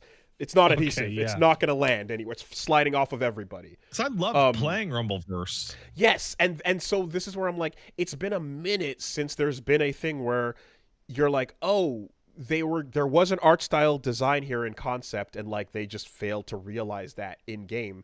Because I feel like the last time I saw that large of a failure, one to the other, was like the Castlevania like conversion of Kojima artwork, right, on the PS2, which it's like, yeah, you made some fine PS2 models, but holy fuck at the source, and then I guess going the other way with the like, we're gonna remove Kojima art entirely and just strip it down to super. People in the chat are saying Marvel Infinite's like a good example of this. Like Marvel I think like that new mod that like cleans up the shading and makes that game look incredible. Infinite and Beyond, shoutouts Max. Is it's like, yeah, you know what? If that game hadn't looked like it was made out of string, people would have been into it. Yeah, I get, but like, the distinction I'm making here is that like there was some concept art at some point that looked like it made sense, and then it failed in the translation. Infinite, I think, looked ugly through and through. But yeah. Anyway, so that the conversion process failing is a huge part of why this probably fucking bounced off of everybody. But it's not certainly not the only thing. I think as well the 8 years of dev and then the extra money buildup internally creates a pressure cooker situation. It's gonna be great, man. Where they're like, this needs to perform immediately, and then. What were the numbers? Like, less than 60 people or whatever. Like, it was like absurd lows on launch there. That you're like, the server cost every day 600 people peak. Yeah, at some point you're like fuck this, right? Just keeping it online is a problem. This makes no sense. So, we're gonna be studying it for a while, but the ramifications will be felt, and I'm sure somewhere else internally, Sony's gonna have to diffuse that damage. It's going to be really interesting to see if like a Sony bigwig decides that he's moving on to better things in like 6 months. Falling on a sword over this? I don't know. You would fucking hope. You would fucking hope whoever kept giving this thing the green light. I mean, C-suite immunity though, Yeah. Come on. Oh Um, yeah, the head of Concord's team just quit. ah, Uh, well, um, well. Anyway, speaking of things not selling well, um, Square has come out and said that yeah, Final Fantasy 16 and 7 Rebirth heavily underperformed, according to reports of disappointing profits. can we take a quick break? Yeah. I have a lot to say about this, but I don't want to say it with a full bladder. Okay. BRB.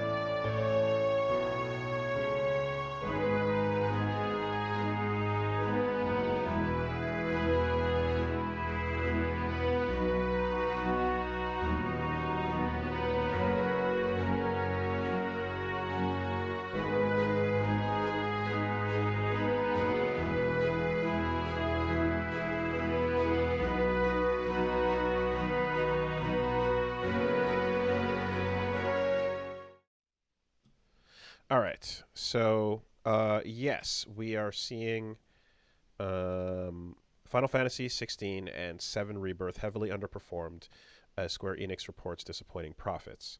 Do we have the numbers on how much they actually sold? So in Q4 of the current fiscal year, let's see if we can pull these out here. There's a big old chart and a lot of places to look on it. Here, well, here's the tweet. I got You the got numbers. it? Okay. These aren't from the same source. These are from closer to the game's launches. But it looks like FF16 sold around 3 million, and FF7 Rebirth sold around 2.5 as of a couple months ago. So, usually,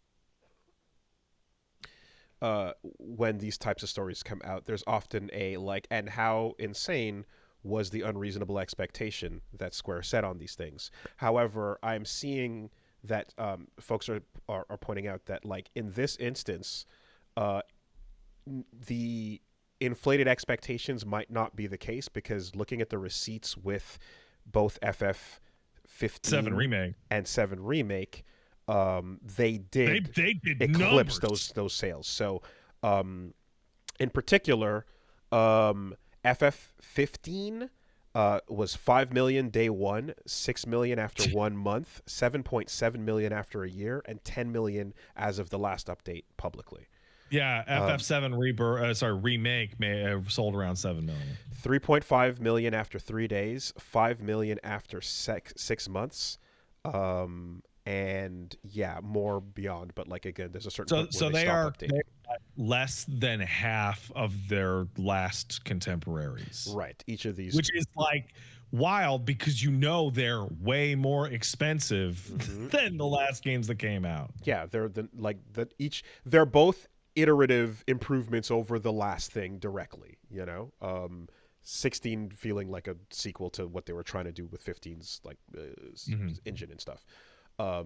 So yeah, this might be one of those instances where they're just kind of saying like the unusual or the sky high expectations in this instance might not be applicable. This is like straight up there's less money being made on the things that one entry ago almost doubled these numbers. Yeah, so there's a lot to go into here. There's a lot of reasons in every direction that would account for these. The basics. So again, I mean, sorry, after you. At the most simple level, sequels always underperform compared to the original version. Yes, but Final Fantasy doesn't go by the typical sequel rules because Final Fantasy is usually a complete, usually standoff, but whatever. these but are the direct sequels have always sold less. Yeah, and there is a direct sequel in Rebirth from Remake, right? Yeah. So FF15 took forever to come out and got hyped up to shit. Like, you remember FF13 versus 13 versus 13 FF15 and all that. And FF7 Remake was something people had been asking for since 1999. Most anticipated remake in the video game industry ever. But there's like more than that. So like I can speak, like I was talking to my friends about this last night about Rebirth. Rebirth is a direct sequel to FF7 Remake, and I think that if they wanted to make their monies, I think that maybe making these games not quite remakes may not have been the best idea, because the remake series for Final Fantasy VII now caters like nearly exclusively to like, I hope you played the original FF7 in the mid-90s for you to really get all of this in your chest, because we expect you to have.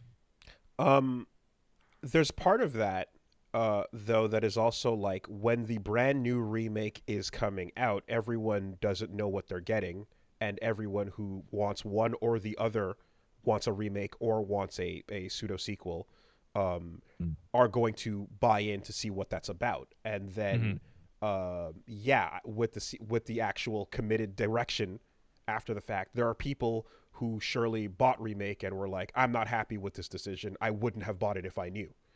And then there are those who are like, oh, I love this, right? But you still divide that number, and then word of mouth has to do its thing once the next entry comes out, even if there are these other improvements. So I'm playing Final Fantasy 14 with my friends last night, and we're doing Trial 2. And we're talking about Rebirth. And I have there's like 4 types of people in there. People who didn't bother with the remake series at all. So pick them out. There's a friend of mine who's like, I fucking hate the ending of FF7 Remake so much. I wish I never played it. I have no interest in the future of the series. So they're out. Then there's generally liked it. And then there's me, who I'm like, I'm super mad that it's not weirder and further away from being a remake, because I feel that I was like explicitly promised that it would be more different. And like, I think both of those positions are just as valid, and that they tried to split the difference and they failed to appeal to either of those groups. It's not the same enough to be the same, and it's not different enough to be different. Yeah, I mean, creatively, we've discussed this already with like Resident Evil Remake and such, how it's like you can do a faithful but loving, detailed remake of a thing and keep it 100% to what it is, and then make it 1,000% of what it was. Or you can go wild and change it up completely and make it so that it's compelling enough with what it's doing that's new to make it worth it. Both like, I feel like I was playing through Final Fantasy VII The Force Awakens. Now, as to how that converts into lower sales for the next one, though, I think another part of this that is worth mentioning is the multi-platform versus exclusivity deals. Oh yeah, so like FF7 Rebirth and FF16 have been locked to that PlayStation 5 for a while. 15 came out all over the place. All over the place. Yeah. You know. 13 came out all over the place very famously. So even with all this, like, anticipation and going into the first entry of a thing as well, I think you have these compounding effects that are just like, you also don't have as much of a choice to get it where you want it now, That's like, okay, it's a PS5 exclusive. Well, PS5s have been hard to get up until relatively recently. A lot of people who might have had PS5s don't. Yeah, I mean, I do remember the era of the podcast where it was like, "Yo, can people even get this thing?" No, not really. No, Until the only people who can get it is people like us who can call people and go, "Do you have one?" And they'll mail it to our house. Well, eventually, one time when I said it, people were like, "Actually, Wooly, that's not the case anymore. It's actually fine now." And I was like, "Oh, okay, cool, that's good." Mm-hmm. It took a couple years, but here we are. But yeah, so in a case where you're like, all right, so if some people are out on the idea or the concept and word of mouth is not doing what it should and all these things, like, you need everything you can get. And yeah, the sequel drop and the exclusivity drop are also weighing against it. And this is the premier video game fucking franchise, right? It's like, it's the biggest shit ever.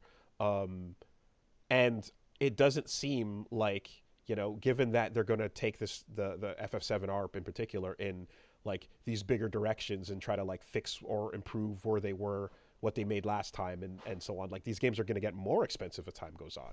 Right? Oh yeah. So like, and they're promising that like, oh yeah, they've said that like FF7R3 is going to be like fucking bombastic, incredible, blown out of the water. So when you play FF7 Rebirth, you can you've been plunking away at it in the background, right? I stopped. I was working on Integrate, and I stopped. Okay, so FF7 Rebirth is just fucking the money dripping. Yeah, played the demo. So yeah, it's wet with cash. Mm-hmm. Like it's disgusting with cash, and I came away from like a lot of sequences going, for what though? Like. Like, I would have, like, I look back at the very first trailer for Ever Crisis, where it looked like Ever Crisis wasn't going to be a mobile nightmare, that Ever Crisis was just going to be a very flat FF7 remake with pre-rendered backgrounds and higher res characters. And I was like, oh, that's what I want. That looks cheap, but it's what I want.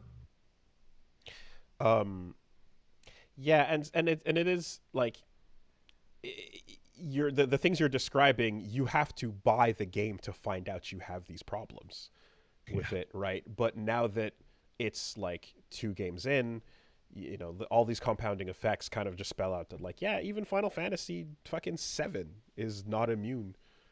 It's too old.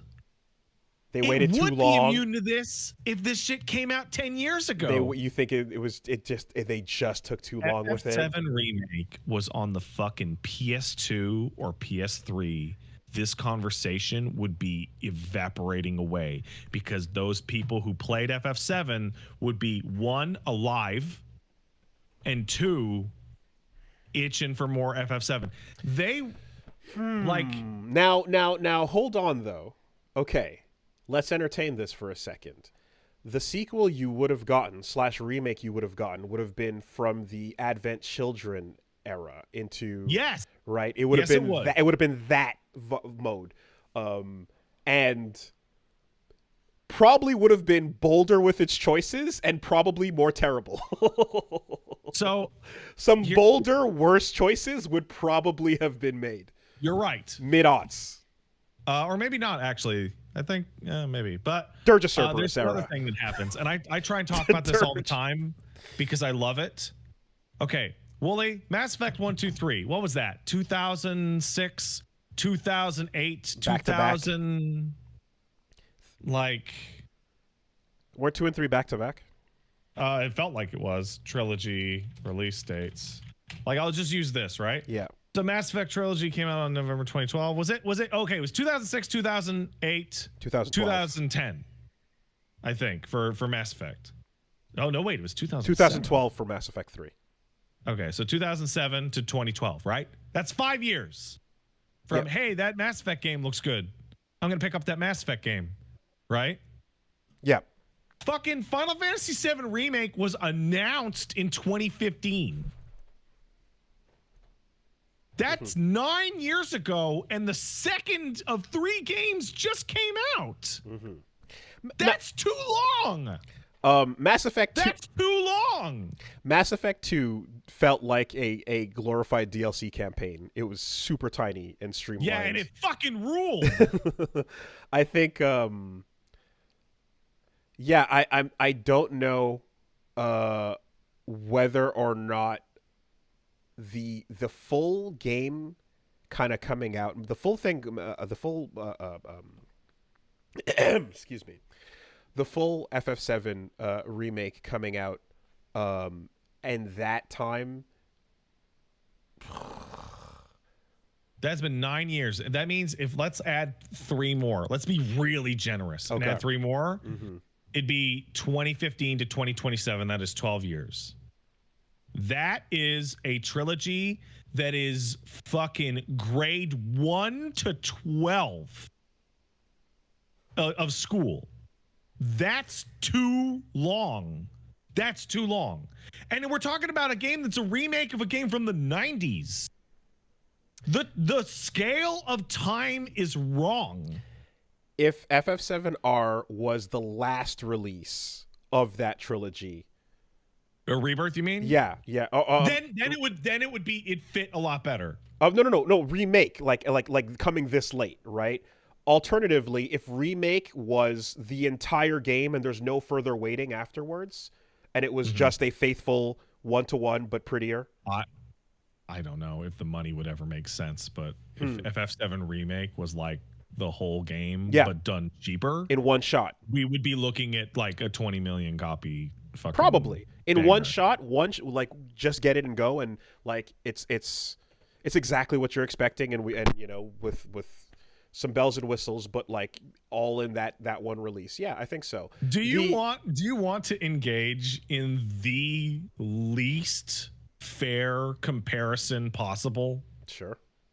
I would love to engage in that. Okay. So in the time in between the release date of the announcement of Final Fantasy VII Remake and today, we have received Yakuza 0, Kiwami 6, Kiwami 2, Fist of the North Star, Judgment, Like a Dragon, Lost Judgment, Ishin, Gaiden, Infinite Wealth.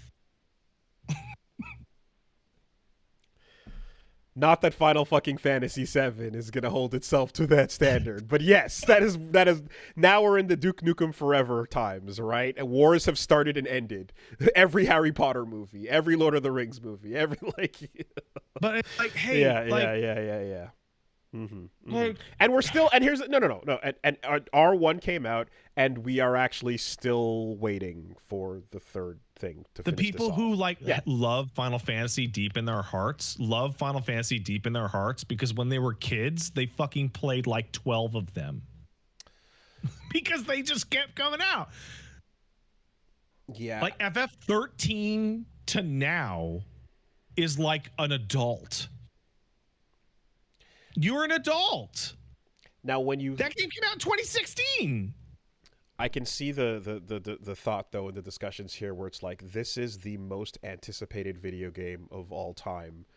Why would you just make it one and done? Why would you not make this a full process, a full thing? Why would you not? The reason is make a cinematic. It has to be the most visually immaculate, expansive game ever made. Make a cinematic universe instead of making a movie, right? You see that this is where industry trends go, you know? And so now we have to, get this update that are like, oh shit, FF7 Remake is not making enough money. It's just like... I feel like maybe the chase for graphics and money is maybe starting to fall apart right now. Because how much softer can you make Cloud's lips look? Not much. Not much. I love the side story to that one where just a side note, Nomura was interviewed as to like, hey, why does everyone look so pretty? And he said because when he was in high school, a friend of his was playing a game with an ugly character and it said, so I have to be ugly in games too? You know what? And you know what game that guy didn't play? Uh, Concord. yeah. Did not pre-order a copy. Incredible. That's so funny. Man. Um anyway, so yeah, this is fucking rough news for them, obviously. I mean, they're committed certainly to the path with R3, but who knows what like an FF17 or 18 would have to fucking Bro, just face with fucking this. make smaller games that make PS2 games. Just make high-res Man. PS2 games. As Final Fantasy, as this big quintuple Yeah, A franchise. Fuck it. Why not? You know, I mean, they should, but it's like, is there a casual pushback to that type of thing of scaling down? You know, How's Dragon Quest doing? I don't know. Dragon Quest 11 sell a lot of copies? I think it sold 4 billion. I mean, Japan will ensure that forever, right? Yeah, yeah. I wonder if, like, you know, you hit this tier where you're in the, like, this is whatever Call of Duty fucking, you know, like video game fucking plateau tier where it's like, can you step backwards? Are you allowed, or do you just burn? I think the funniest thing about this discussion is, like, so Spider-Man 2 came out and there was interviews with the no, it was not interviews, it was anonymous comments by some of the devs, because Spider-Man 2 costs 5 times as much as Spider-Man 1 did. Cost like $250 instead of like 50, or I think it was 65. And devs are like, why are we even spending it? You can barely tell the difference. Spider-Man 3 has an estimated budget of even higher than that. And it's like, even the people making it going, I don't know if you can even tell, you know, are still having to make it bigger and bigger and bigger. Yeah, you know, I'll answer my own question and say that, like, when we factor in that talk the other day about the whole investing in game companies and having to answer to investors and trying to beat the S&P, trying to beat the attention economy over free games that you can play with your friends, your Fortnites and your Roblox and your fucking everything in your war zones, and asking people for a full price game for 2 weeks to a month of their attention. Yeah, they can continue. Like, if something doesn't change, then we just go under, right? Everything just drops. So like, adjustments have to come. So did you play Ratchet and Clank or Rift Apart? No. So it's incredible. It's fantastic. It's a really great game. It also barely broke even because it was very expensive, right? So Ratchet and Clank Rift Apart came out in 21. The prior game came out in 2016. So that was a 5-year wait. Ratchet and Clank games, there are fucking 13 that came out between 2002 and 2012. And Ratchet and Clank did great over and over and over. They were PS2 and PSP games. They were fucking cheap. And they made them and they were good. Just make a bunch of them. Just make a bunch of them. Just make them cheap. Dude, it used to be there were like 3 Final Fantasy games coming out like every year between the spin-offs and the main games and the spin-offs. Final Fantasies are supposed to be console sellers, right? Yeah. They're supposed to be instant attach rate growth. Supposed to be.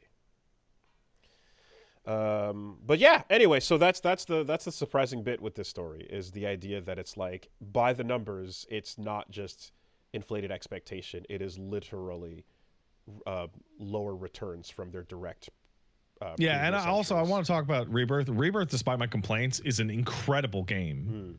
It is an incredible game. It is like the peak of AAA in terms of presentation and like sound and music and all that, particularly music. Holy fuck. And like, it has the prestige. It has like the most prestige of anything. It's a fucking FF7 remake, man.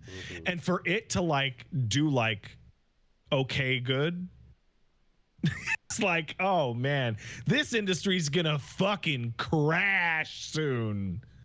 FF7 remake a commercial failure. I'll tell you one thing: those exclusivity deals are probably going to be renegotiated. I imagine It couldn't possibly have been worth it. I imagine they're looking on the back end, and we don't. Again, they don't publicize all the numbers, so we don't know just how much they lost and or were given, right? Because a lot of the time, these deals are essentially the exclusivity company buying copies, you know, in a way. That's kind of like how the EGS worked and stuff. Man, that shit's not going into the next fucking generation, man. I don't see it. I played Rebirth, and like you feel the money, and then you keep going like you didn't even need this whole section. you just didn't even need the whole thing. Like, oh. That is true. No layoff announcements just yet. We will see. Yeah.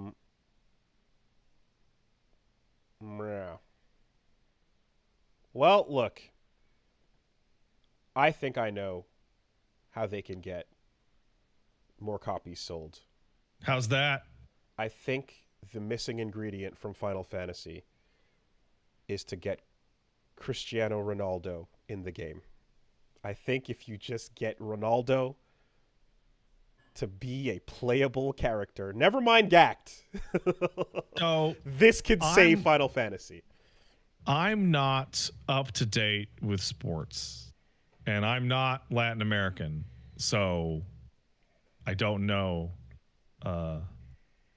Ronaldo. This is the other Ronaldo, by the way. So I got super confused. Yeah, you didn't know there was more than one, did you? You didn't know there was more than one. This was the guy from Ronaldinho Soccer. Yeah. No, because there's Ronaldo, but then there's Cristiano Ronaldo, and then there's Ronaldinho. He's Portuguese. My mistake. Yeah. You didn't know. But yeah, I thought they're putting in the Ronaldinho Soccer guy. Yeah. No, because these are different people.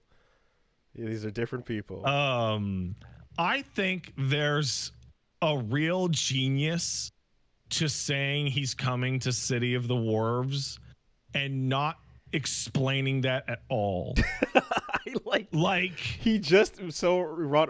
Ronaldo tweeted out, SNK, fucking Fatal Fury, a legend is joining a legendary game, but there's no details of what the fuck that means. What does that fucking mean? That means that Ronaldinho is coming to Tekken, and the classic and Ronaldo classic, Luis Nazário de Lima is coming to Street Fighter. Clearly, but like, is he voicing a character? Is he going to be in the background of a stage? Is the man himself a fighter? I think the man himself will be a fighter. That's wild as fuck. It is wild wolf crazy. Yes, it is completely insane, but I think that's what's happening. And the reason why I think this is happening is because I'm pretty sure, I might need to Google to verify this, but I'm pretty sure Saudi Arabia owns his ass. I think he signed a deal and he's over there for the soccer reasons. And I think part of that is why this is so one-to-one. Why now this noise? Probably because Saudi. I think so. He joined the league. He's getting paid. He got an insane contract over there, and yeah. I'm gonna guess that's directly how you get pushed from one straight to the other. You know? I fucking I have no idea. Like, I guess this is how you get an insanely huge mainstream audience to hear about your game. This is the kind of thing that you would expect to go, I guess, just unknown, unmarketed, unannounced Samurai Showdown in the background style. But Ronaldo is like one of the most popular human beings on planet Earth. I feel dumb that I don't know about him, but I'm a video game man, not a sports man. Well, again, it's like imagine if I told you, remember Michael Jordan? Well, what if there's another Michael Jordan? Yeah. Also, I live in one of the two countries that doesn't really care about soccer/football. Right? So it's like, yeah. Man, we need a third Jordan, actually, just to fully round this all out. I thought we already had like multiple new Jordans. We have B, so we've got two. There are two Will Smiths confirmed. Right? There's the giant bomb one, and then there's the Will Smith we know from Big Willie. Yeah, we can get a third Jordan in there. Jordan Blanco. I'm sure. Right? We've already got LeBron James and now Bronny James, right? That's a thing. I mean, it's his kid, but yeah. Yeah, let's get the third one now. Anyways, no idea what the fuck this means. More news at 11, I suppose. I want to see what it is, and I want it to be the man as like Roberto from Rival Schools in fucking yes Mark of the Wharves, and I want him to be like wildly dissonant, like horribly out of place. Kick off. Yeah, it's gonna be a soccer man in the fighting game. And it'll do the most for marketing than anything else they were planning. We were talking about, Luke from Streets? Nah. The fucking current god of the soccer world. Like, you might as well just add Goku to the fucking game. People like that Goku. Like, so I know you didn't know about him, but here's what you need to know is, like, randomly walking around, people will just try to tackle him. Like, just full on run up, like, ah! Like, out of control, passing out Elvis style reaction to him showing up in places. I seen him and I'm crazed with fan juice. Yeah. I want to say, what was it? It was like, there was like a thing where it's like, how is it possible for him to walk in and get a cup of tea and then walk out of a place? And like, they kind of like recorded how, and it's like, it's impossible. It is not. Yeah. So anyway, that is an unexpected casting choice. We will see what the fuck that means in a minute. Not the only unexpected casting choice, however. How about we put a Nero in your Dante so you can Dante while you Nero? Bro, I actually said last week, we should see a trailer for this soon. And so it manifested. Bam. Devil May Cry anime trailer dropped this week. That trailer's really confusing if you're a fan of the Devil May Cry series. It is. Yeah, so Dante's doing his thing. He's looking cocky and cool and doing stuff. I'm wondering if they're like, are they hiding the demon plot stuff so that he's going to beat up a bunch of scrubs? I mean, there's demons in there. You see Agni and Rudra on the fucking highway. Yeah, true. And then you see the bunny dude as well. But Arkham's in the trailer, for fuck's sake. But you see Dante flopping around and stuff and doing his thing. And then he starts talking, and you're like, what the fuck? It's Nero. Why is it Nero? And then it's like Johnny Young Bosch as Dante in Devil May Cry. So that's coming out in April of next year, to which everyone's like, what? Is there a reason for this? And Johnny Young Bosch is like, there is a reason. And everyone is like, that's really strange, huh? Is this some sort of twist setup? Are they? And it's like, no, that I don't think that would be the case. I don't think you'd have a weird series of like, it's really Nero the whole time wearing a red jacket. What the right? It's just why not Dante? Why not Reuben? And so Ken is no longer Reuben as well. Ken got replaced in Street Fighter. That's right. Reuben has come up recent years going off the deep end and stuff, and so the thought was like, oh, is he being recast? It's possible the COVID vaccine finally got him.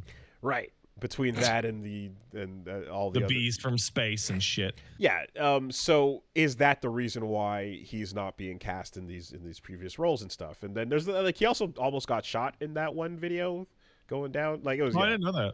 I think so. It was crazy. But there's then a further. So I think Johnny Young Bosch and is like properly speaking. And they're communicating publicly because he's probably going like, dude, please, you gotta, like, people are coming at me. We gotta. Everything I've ever heard about Reuben Langdon is that he's a really nice, kind guy. And then you get onto certain topics and off he goes. Right. He's, whoa, look at him go. So anyway, obviously fans that are like outraged by this and confused as to what's going on are going to be going nuts. And so I can just see them being like, hey, we know what's going on, but let's talk about this, like at least in a place where the most upset people can get the full picture. And so he goes, so Reuben then goes, hey, happy to see, Johnny get this. Congrats to him. That's awesome. So to just kind of be like, no anger, I'm not mad. This is not I wasn't still, stolen from me type situation type thing. And then Johnny also then basically in, some further posts elaborates to say that like Reuben Langdon has quit acting, period. And we want him to, and we want to drag him back in and he wants to convince him to come back at some point. But straight up, like he's out of the game. So that's that. There's nothing else to say. Like the guy who played the voice that you've known forever is no longer acting. So they got another really good voice actor to do the job. And that's like, fair enough, man. It doesn't have to be a conspiracy, even though there's a lot of conspiracy talk. It doesn't have to be any sort of wild cutthroat thing. It's just like, yeah, he's literally out. And you know who they should have gotten for it? They should have gotten Tim Phillips. Devil May Cry 1, Tim Phillips? No. Devil May Cry DMC Reboot. Oh, Dante. Not in a million years. They should have gotten that dude. They should have gotten Dino in here. Well, shit. Who's Dante in Devil May Cry 1? I fucking used to know it off the top of my head every single day. That's why why I can't remember it. Because you used to know it, and I know that you know it, I assumed that's what it was when I'm just you just waiting said for that. someone in the chat to say it so that I can say it. Drew Combs. Coombs. Drew. They should have gotten Drew to do it. To fill our dark souls with light. Yeah. Listen, man, the reasons make sense. This doesn't feel like a hey, here comes Kiefer Sutherland. Get the fuck out of here, asshole. Yeah, it's like Dante passing the torch to Nero in 5. I don't think it was supposed to be this literal, where Nero just became Dante. Like, I was so confused watching that trailer that I thought it was like a secret sequel and that it was Nero pretending to be Dante. Immediately I'm like, we're not doing that's insane. That's not happening. This is not going to go that wild. It's just a simple, like, what's the reason? Oh, he's recast. Okay. You know what they should do, right? And if we had a David Hayter, like, it makes me kind of sick to my stomach tweet or something, that would be one thing, But if they need to have season 2 have Virgil show up voiced by Johnny Young Bosch, but he's doing his Adachi voice instead. Hey, man. Yeah, just changing it. These bitches don't know about power. He's that talented. He's that good. I am not bothered by this because Johnny Young Bosch is so fucking good. He's great. He's incredible. I really am not bothered by this at all. So we'll see what comes of. I think the only person that I would have been like, hey, you know what? That's a great pick. That wouldn't have been Reuben or Johnny. Would have been Alex Lee. To do an impression. Yeah. Well, I'd say this, like, Tsuno's gone and we don't know how long it's going to take before the next major entry comes out. But clearly, if it were happening sooner rather than later, we would have found out about this much sooner and Reuben would have been recast in that as well, right? Like because there's radio silence on this franchise, the next thing that's coming is this. But you know, like they might even get the guy currently doing Ken for all we know.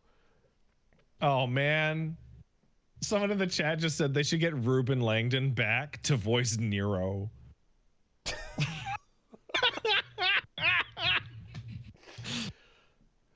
Oh my god, that'd be so fucking confusing. Just throw it all out. Just start from scratch. Burn it. Yeah. Oh, that'd be so weird. Oh. Anyway, yeah. That's yeah, please look forward to V voiced by Kiefer Sutherland. Oh, that would Soon. Bleh. Speaking of recasting actors, yeah.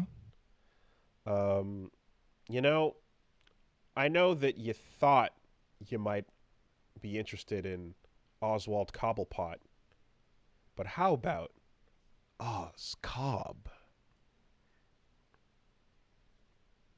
Who gives a shit? Who gives a fuck if his name is you can call him Oz Cobb and you could but it's his fucking name, like whatever. So it wasn't so much. So that was the first story where they're like, hey, the Penguin movie, they're calling him Oz Cobb as his name officially. It's not Oswald Cobblepot. Okay. But then there was a second story that came out where the showrunner was like, also, even though he's the Penguin, he doesn't going to be called that, and he doesn't like it.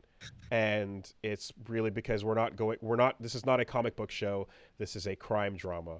It just happens to have fucking Batman in the background. And so it's like, or doesn't for that matter. The trailer doesn't have Batman. It's very much but no, Batman exists in the background of the setting. And so you're like, okay, so just say you want to make The Sopranos in the DC universe. It's that much is clear. So cowardly. Because they call the show the Penguin, but they're like, but we don't call him the Penguin because it's serious, though. And now we're ashamed of making a comic book thing. Do you remember that era? Remember? All the way back around. The beginning of the comic book movie era when we were ashamed of it. No bright colors. Everyone's wearing dark leather. Shut the fuck up. You don't know what the source material was. And then MCU and so on. It's a big hit. Yes, we love it. Everyone's excited. We're proud to be part of this franchise. Actors are clawing their way in. They want to get in on that paycheck. It's going to last a fucking lifetime. And now, bombs later, we're back to being embarrassed of the movies we're making. So, did you ever see... So what's way more interesting to me about the Penguin... So you know that Colin Farrell was originally hired for the Penguin role in the Batman as Colin Farrell. They're like, can you do like an American accent and just be Colin Farrell? And he's like, I don't want to do that. I want you to prosthetic me up and be like a gross, weird guy. Oh, he asked for that? Yes. Wow. And they were like, okay. And that's why he looks like that in the Batman. Well, do you know the I Think You Should Leave skit where Tim Robinson dresses up in old man makeup, but he gets stuck in the mall and just starts screaming, get this shit off me. It's too hot. It's too hot in here. And just starts to freak out, like completely lose his mind. No. So, Colin Farrell, I was watching interviews. This is way more interesting to me than the show. Where Colin Farrell is like, I regret that decision very badly. Because we're not filming a movie. We're filming a whole season of TV. It's a TV show. And the suit, he's full top to body prosthetic because nothing in his body looks like that. He doesn't look like that at all. Yeah. So the suit that he was in was so hot. We could film scenes for tops 4 minutes long because I would start to sweat so badly the prosthetics would start to fall off.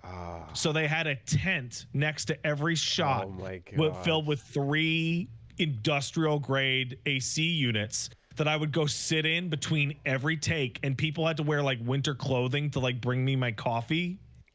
And it was like that for the whole production. I was just like dying and sweating and like fucking You're an idiot. Kelsey Grammer Beast or Lou Ferrigno Hulk, except he asked for this and then signed up for the spinoff. Like, you could have just hired a guy that looks like me already and not have any of these problems. What the fuck is... What's Danny DeVito up to? Grab that fucker back from Always Sunny. There are actors great. that are schlubby fat dudes that you could have just cast instead. Danny is still around. You don't around. have to take a handsome man and put him under 100 pounds of nonsense so that he can play an ugly guy. You could just hire an ugly guy. How fucking great was Danny DeVito? He rules. He was incredible. He fucking Danny rules. DeVito is incredible in literally everything he has ever done. Batman Returns. Come on. Just do it again. Fuck it. Yeah. Danny DeVito is a saint and a wonderful guy, and he is small. He is so much smaller than you think he is. You think he's about my size? No, he's actually way smaller than me. And, like, the whole, like, oh, we want it to be a grounded crime drama where we want to make The Sopranos without saying that. Okay, yeah, but with Danny DeVito as the Penguin, though. They're doing the Penguin thing as Tony, then. Go! There's nothing to stop you from doing it. You can still do that show with him going, wah, wah, wah, wah, wah. You know what? They should have just gotten fucking Burgess Meredith's coffin out of the earth and propped him up on the fucking set and had him do it. Oh, like, man. You know, like, it's so... Maybe this is me expanding a little bit beyond, but it's so disrespectful to guys like Cesar Romero and Burgess Meredith. Cesar Romero. Who did fucking great shit with the 60s, and Adam West, who did that goofy ass silly shit to go, well, we're gonna take it serious. Not like, who? Burgess Meredith, one of the fucking best actors of all time? Yeah. Oh, what? Is the Penguin's quacking affectation too goofy for you? Joke's on you, idiot. That's Burgess Meredith's fucked up lungs from smoking because he's a freak and he wouldn't stop and he still lived to like 90-something. Yeah, it's... That's a regular noise that the man happened to make. It is wild to live for the full horseshoe to come complete and see, like, nah, we're embarrassed of what we're doing again. Get away from it. Cape shit is back to being cape shit. Yeah. I saw a discussion as well. Exciting it would be to have Robert Pattinson Batman going up against like 1966 The Penguin. That would be a great movie. I mean, you'd have to use dead CG actor tech, you know, to commit to that. But I don't mean that. I mean like the fucking purple hat and the fucking machine gun fucking umbrella. I saw some discussion as well about the fact that like the whole like the names of the villains of the rogues gallery, right? Like as you have, like, if you're kind of like, oh, he's embarrassed of the name, he doesn't want to use it and stuff.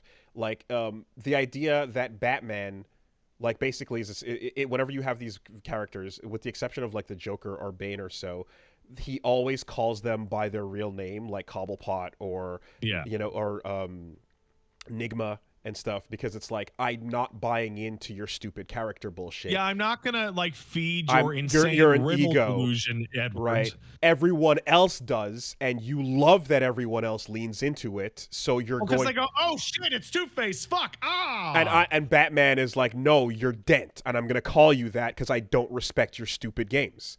You know, and you're sick. Right. So having that be a thing where like the character's leaning away from it takes away from that entire motivation, you know, because they're supposed to be all about wanting to lean into that identity. Sometimes. Yeah.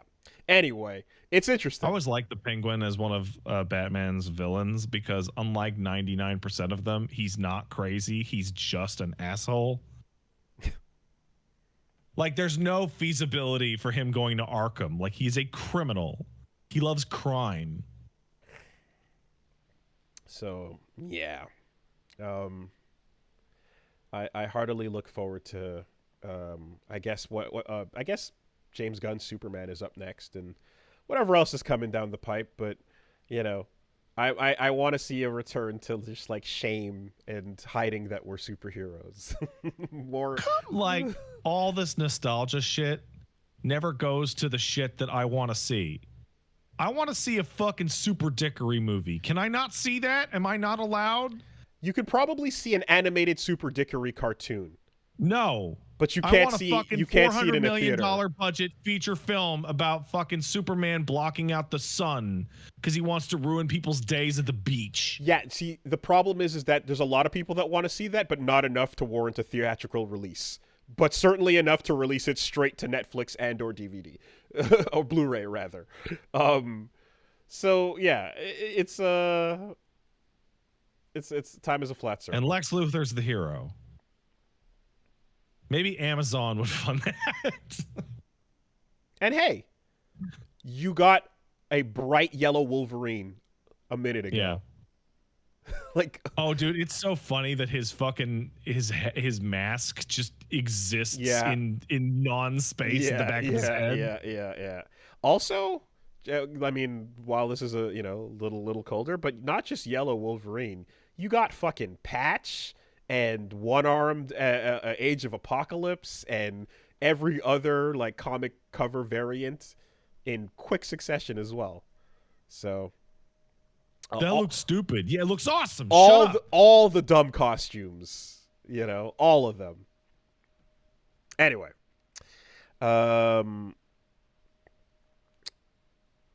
beyond that, a lot of Gokus in that Goku game about Goku.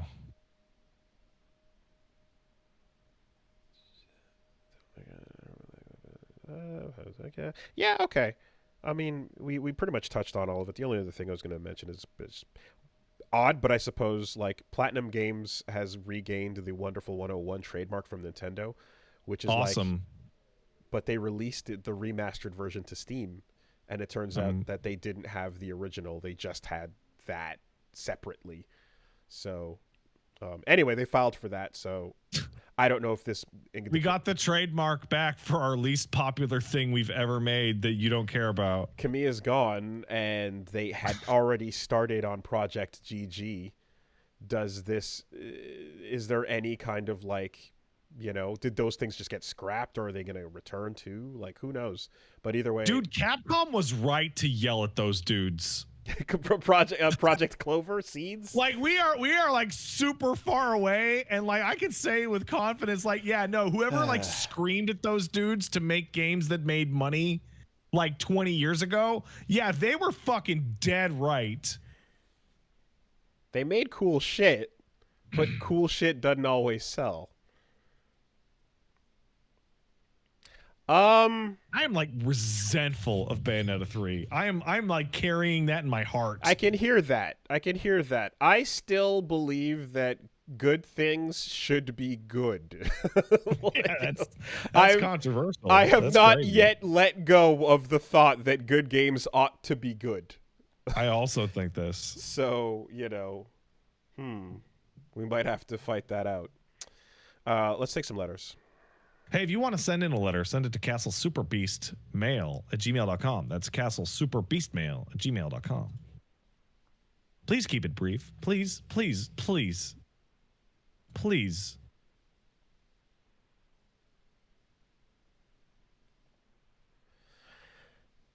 All right. Got one coming in. Dear Castle Super Beast Mails, I'm a researcher in Canada who studies attraction to and relationships with fictional characters. Fuck yeah. You turned your goon into nerd information. I'm researching. Someone posted on the Reddit a quote by Tetsuya Nomura about how he makes his characters attractive because of an experience with a classmate that said they wouldn't play a game with unattractive characters. That's right. I'm curious what your beliefs are about attractive characters in games. Do you enjoy them more? Are they attractive for you specifically, or do you consider them attractive broadly? Last but not least, do you agree with Tetsuya Nomura that unattractive characters are not worth playing as? From Connor Leschner, that's not what Nomura said. That is not what he said. That is not what he said. Yeah. However, I'll say this. I I sometimes feel like I would like that to be the character I'm playing as, but sometimes I don't. I want games where you do and don't get that. Cloud is one thing, but I don't want every single game I play to have every single character being like an 11 on 10. That gets kind of boring. It gets kind of stale. And if it's not an art style thing, anime wise, I do appreciate when someone puts the effort in, like Monster and 20th Century Boys and Pluto, to having characters that look like they're not necessarily all be shonen and be seinen. All right. Counterpoint. Now go tell a random amount of developers that they are the ones that should be making the ugly characters. Square Enix can make the pretty characters, but you guys make some uggos. I think if you're out there making uggos, though, you're probably somebody who enjoys uggos, and you're like, I'm going to lovingly craft this uggo. Right? Yeah. I think the Disco Elysium is full of really goofy looking people because you have an artist that loves making these storied faces, old lines and bullshit. And like, that's all awesome too. I think you can also you can go a Hades route where everyone's hot in a wildly different way, but whatever you choose, I just don't want it to always be the same thing. And so the halo effect is real. People don't know about the halo effect. The halo effect is your propensity to overvalue the morality of somebody you find personally attractive.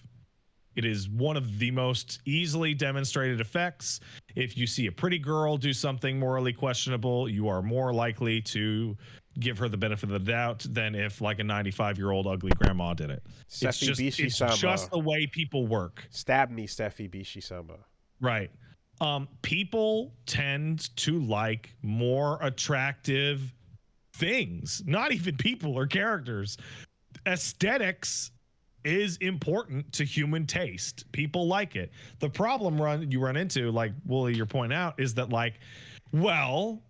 everything on the menu should be a cake because everybody likes cakes, right? Yes. Well, what if I want a pie? Well, go fuck yourself. This is a cake house. Yeah. I think at the end of the day, the average person can appreciate interesting, even if it's not like pretty aesthetic, but like attractive, like is so often like boiled down to like, I would like to fuck on them. Mm-hmm. Right? Mm-hmm. Like, there's two things that people ignore. One is people have weird tastes. Need I remind you that my wife is streaming a Warhammer 40K computer role-playing game tonight because she saw a picture of a robotic skeleton. You can't possibly know what everybody's tastes are. Go talk to a girl who has Beauty and the Beast shit all over her backpack and see what she thinks about the human form of the beast at the end of that movie. And there's always a through line here. There's always a little tightrope walk between the art style's expression and like what the characters actually look like. If the art style is simplified enough, you're like, oh, these are barely human beings. Like the blobs in Azumanga Daioh are all just like these little cute girls in high school that are just, they're shapes. You know what I mean? There's the short one and then the tall one and the long one and the one with the spikes. And you're like, yeah, you're just kind of shapes with emotions, you know? So the taste thing is so like wild because like you'll see these fucking she's in the chat. How did that summon you? Anyway, like you'll see these dudes that are like, oh, gotta de-wokeify this bullshit. And it's always the same girl with the same body type in a fucking plain bikini. Yeah. And it's like, it's the most narrow, prescriptive teenage boy idea of that's hot, bro. I have not seen enough Kingdom Hearts designs to see enough diversity, like not diverse, like literally just different types of characters amongst the groups of like young kids with the hairs and stuff. But I do like that whenever you kind of have a moment where by having people look different enough, when someone like Pluto, I've mentioned this before, when an actual Bishonen walks into the show, everyone's like, oh my god, the glory of this angel. because Holy shit! Look at this dude. because the contrast is so stark and strong, right? And in those shows in particular, if you have someone that's meant to like exude charisma, if it's supposed to be Johan in fucking Monster, if you're supposed to have a Dio that just looks at you and you're like, oh my god, what? Populate the fucking set right with regular looking people. Whatever you want, I immediately am on my knees. Like you need like that to have. JoJo's a really good example that you bring that up, because you always see the main characters and they're always like incredible, but then like everyone around them is like normal looking people. Yep. Griffith needs to look through your fucking soul and you have to go, ugh, when he stares at you. If everyone is just doing that all over the place, you don't feel special. They don't feel any special, you know? Also, like, attractiveness doesn't necessarily, like, attractiveness is not necessarily sexual attraction. It's like often like aesthetic appeal. So like, let's take grandmas, for example. Wooly, if I showed you a picture of a random grandma on the street that's 95 years old, your dick probably isn't going to get hard. I don't know that, but I'm going to go with probably. Yeah. Okay? Fair. But fair if assessment. you see a nice old lady who's a little hunched and is wearing like the nice grandma outfit with pearls and big thick glasses and her hair's in a bun and she's cooking something and she looks like an adorable little grandma, that's a form of aesthetic beauty, because she's exemplifying like the typical archetype of like attractiveness for that role. The Obitarian, for example, is not that. The Obitarian is the annoying, shitty old lady that's yelling at you at your fucking retail job. By the way, the answer to the question you didn't ask is Helen Mirren. Oh, yeah, well, that's not fair. That's not fair. Shut up. Right? Like think of like dudes that walk around that are like big tall versions of me with bigger beards, and like I know there's at least one person I follow on Twitter that's obsessed with that body type, but like I know a guy who looks like Santa Claus, right? He's where I live. He's adorable because he looks like Santa Claus. Yeah. There's another facet of this as well, where it's like when it comes to playing a video game, I know I have this. It's a dead horse topic for me, but I want to be a character in a living world if possible. I don't want to just have a like power fantasy or a full like reflection of just I want to be hot in this. I love to be somebody that I'm like, oh, you're as interesting as the people around you. You're not a self-insert, you know. You have your own, you know, traits and personality bits and quirks and weird things, and all of that. I think I also imagine like people are very willing to make the supporting cast look weird and different because there's the supporting cast, you know. But like there's a kind of vanilla-ness that often kind of has to be relatable on the main guy, and I'm like, yeah, I love when you don't lean into that. But I also know that marketing wise, Big Soldier Shaved Head Man sold copies. So I can imagine myself. Yeah, so I'm like, I'm not gonna like blast you over the fact that you're like, hey, I want to sell this, so we're putting Booker on the cover, you know. Yeah. But it certainly sucks when it's the same boring shit over and over again. And I think that it's more courageous and awesome to lean into the art of it, you know. Yeah. I mean, I think One Piece is a pretty solid example of like, yeah, everything is fucking nuts and exaggerated and crazy in that. One Piece is both examples. It actually lives and dies on those lines. One Piece is actually both examples of what we're talking about, because you have characters that are like Big Mom, who's like a fat, gigantic piece of shit, who's exaggerated out to the end. And then there's like, Oda, can you draw a sexy lady for us?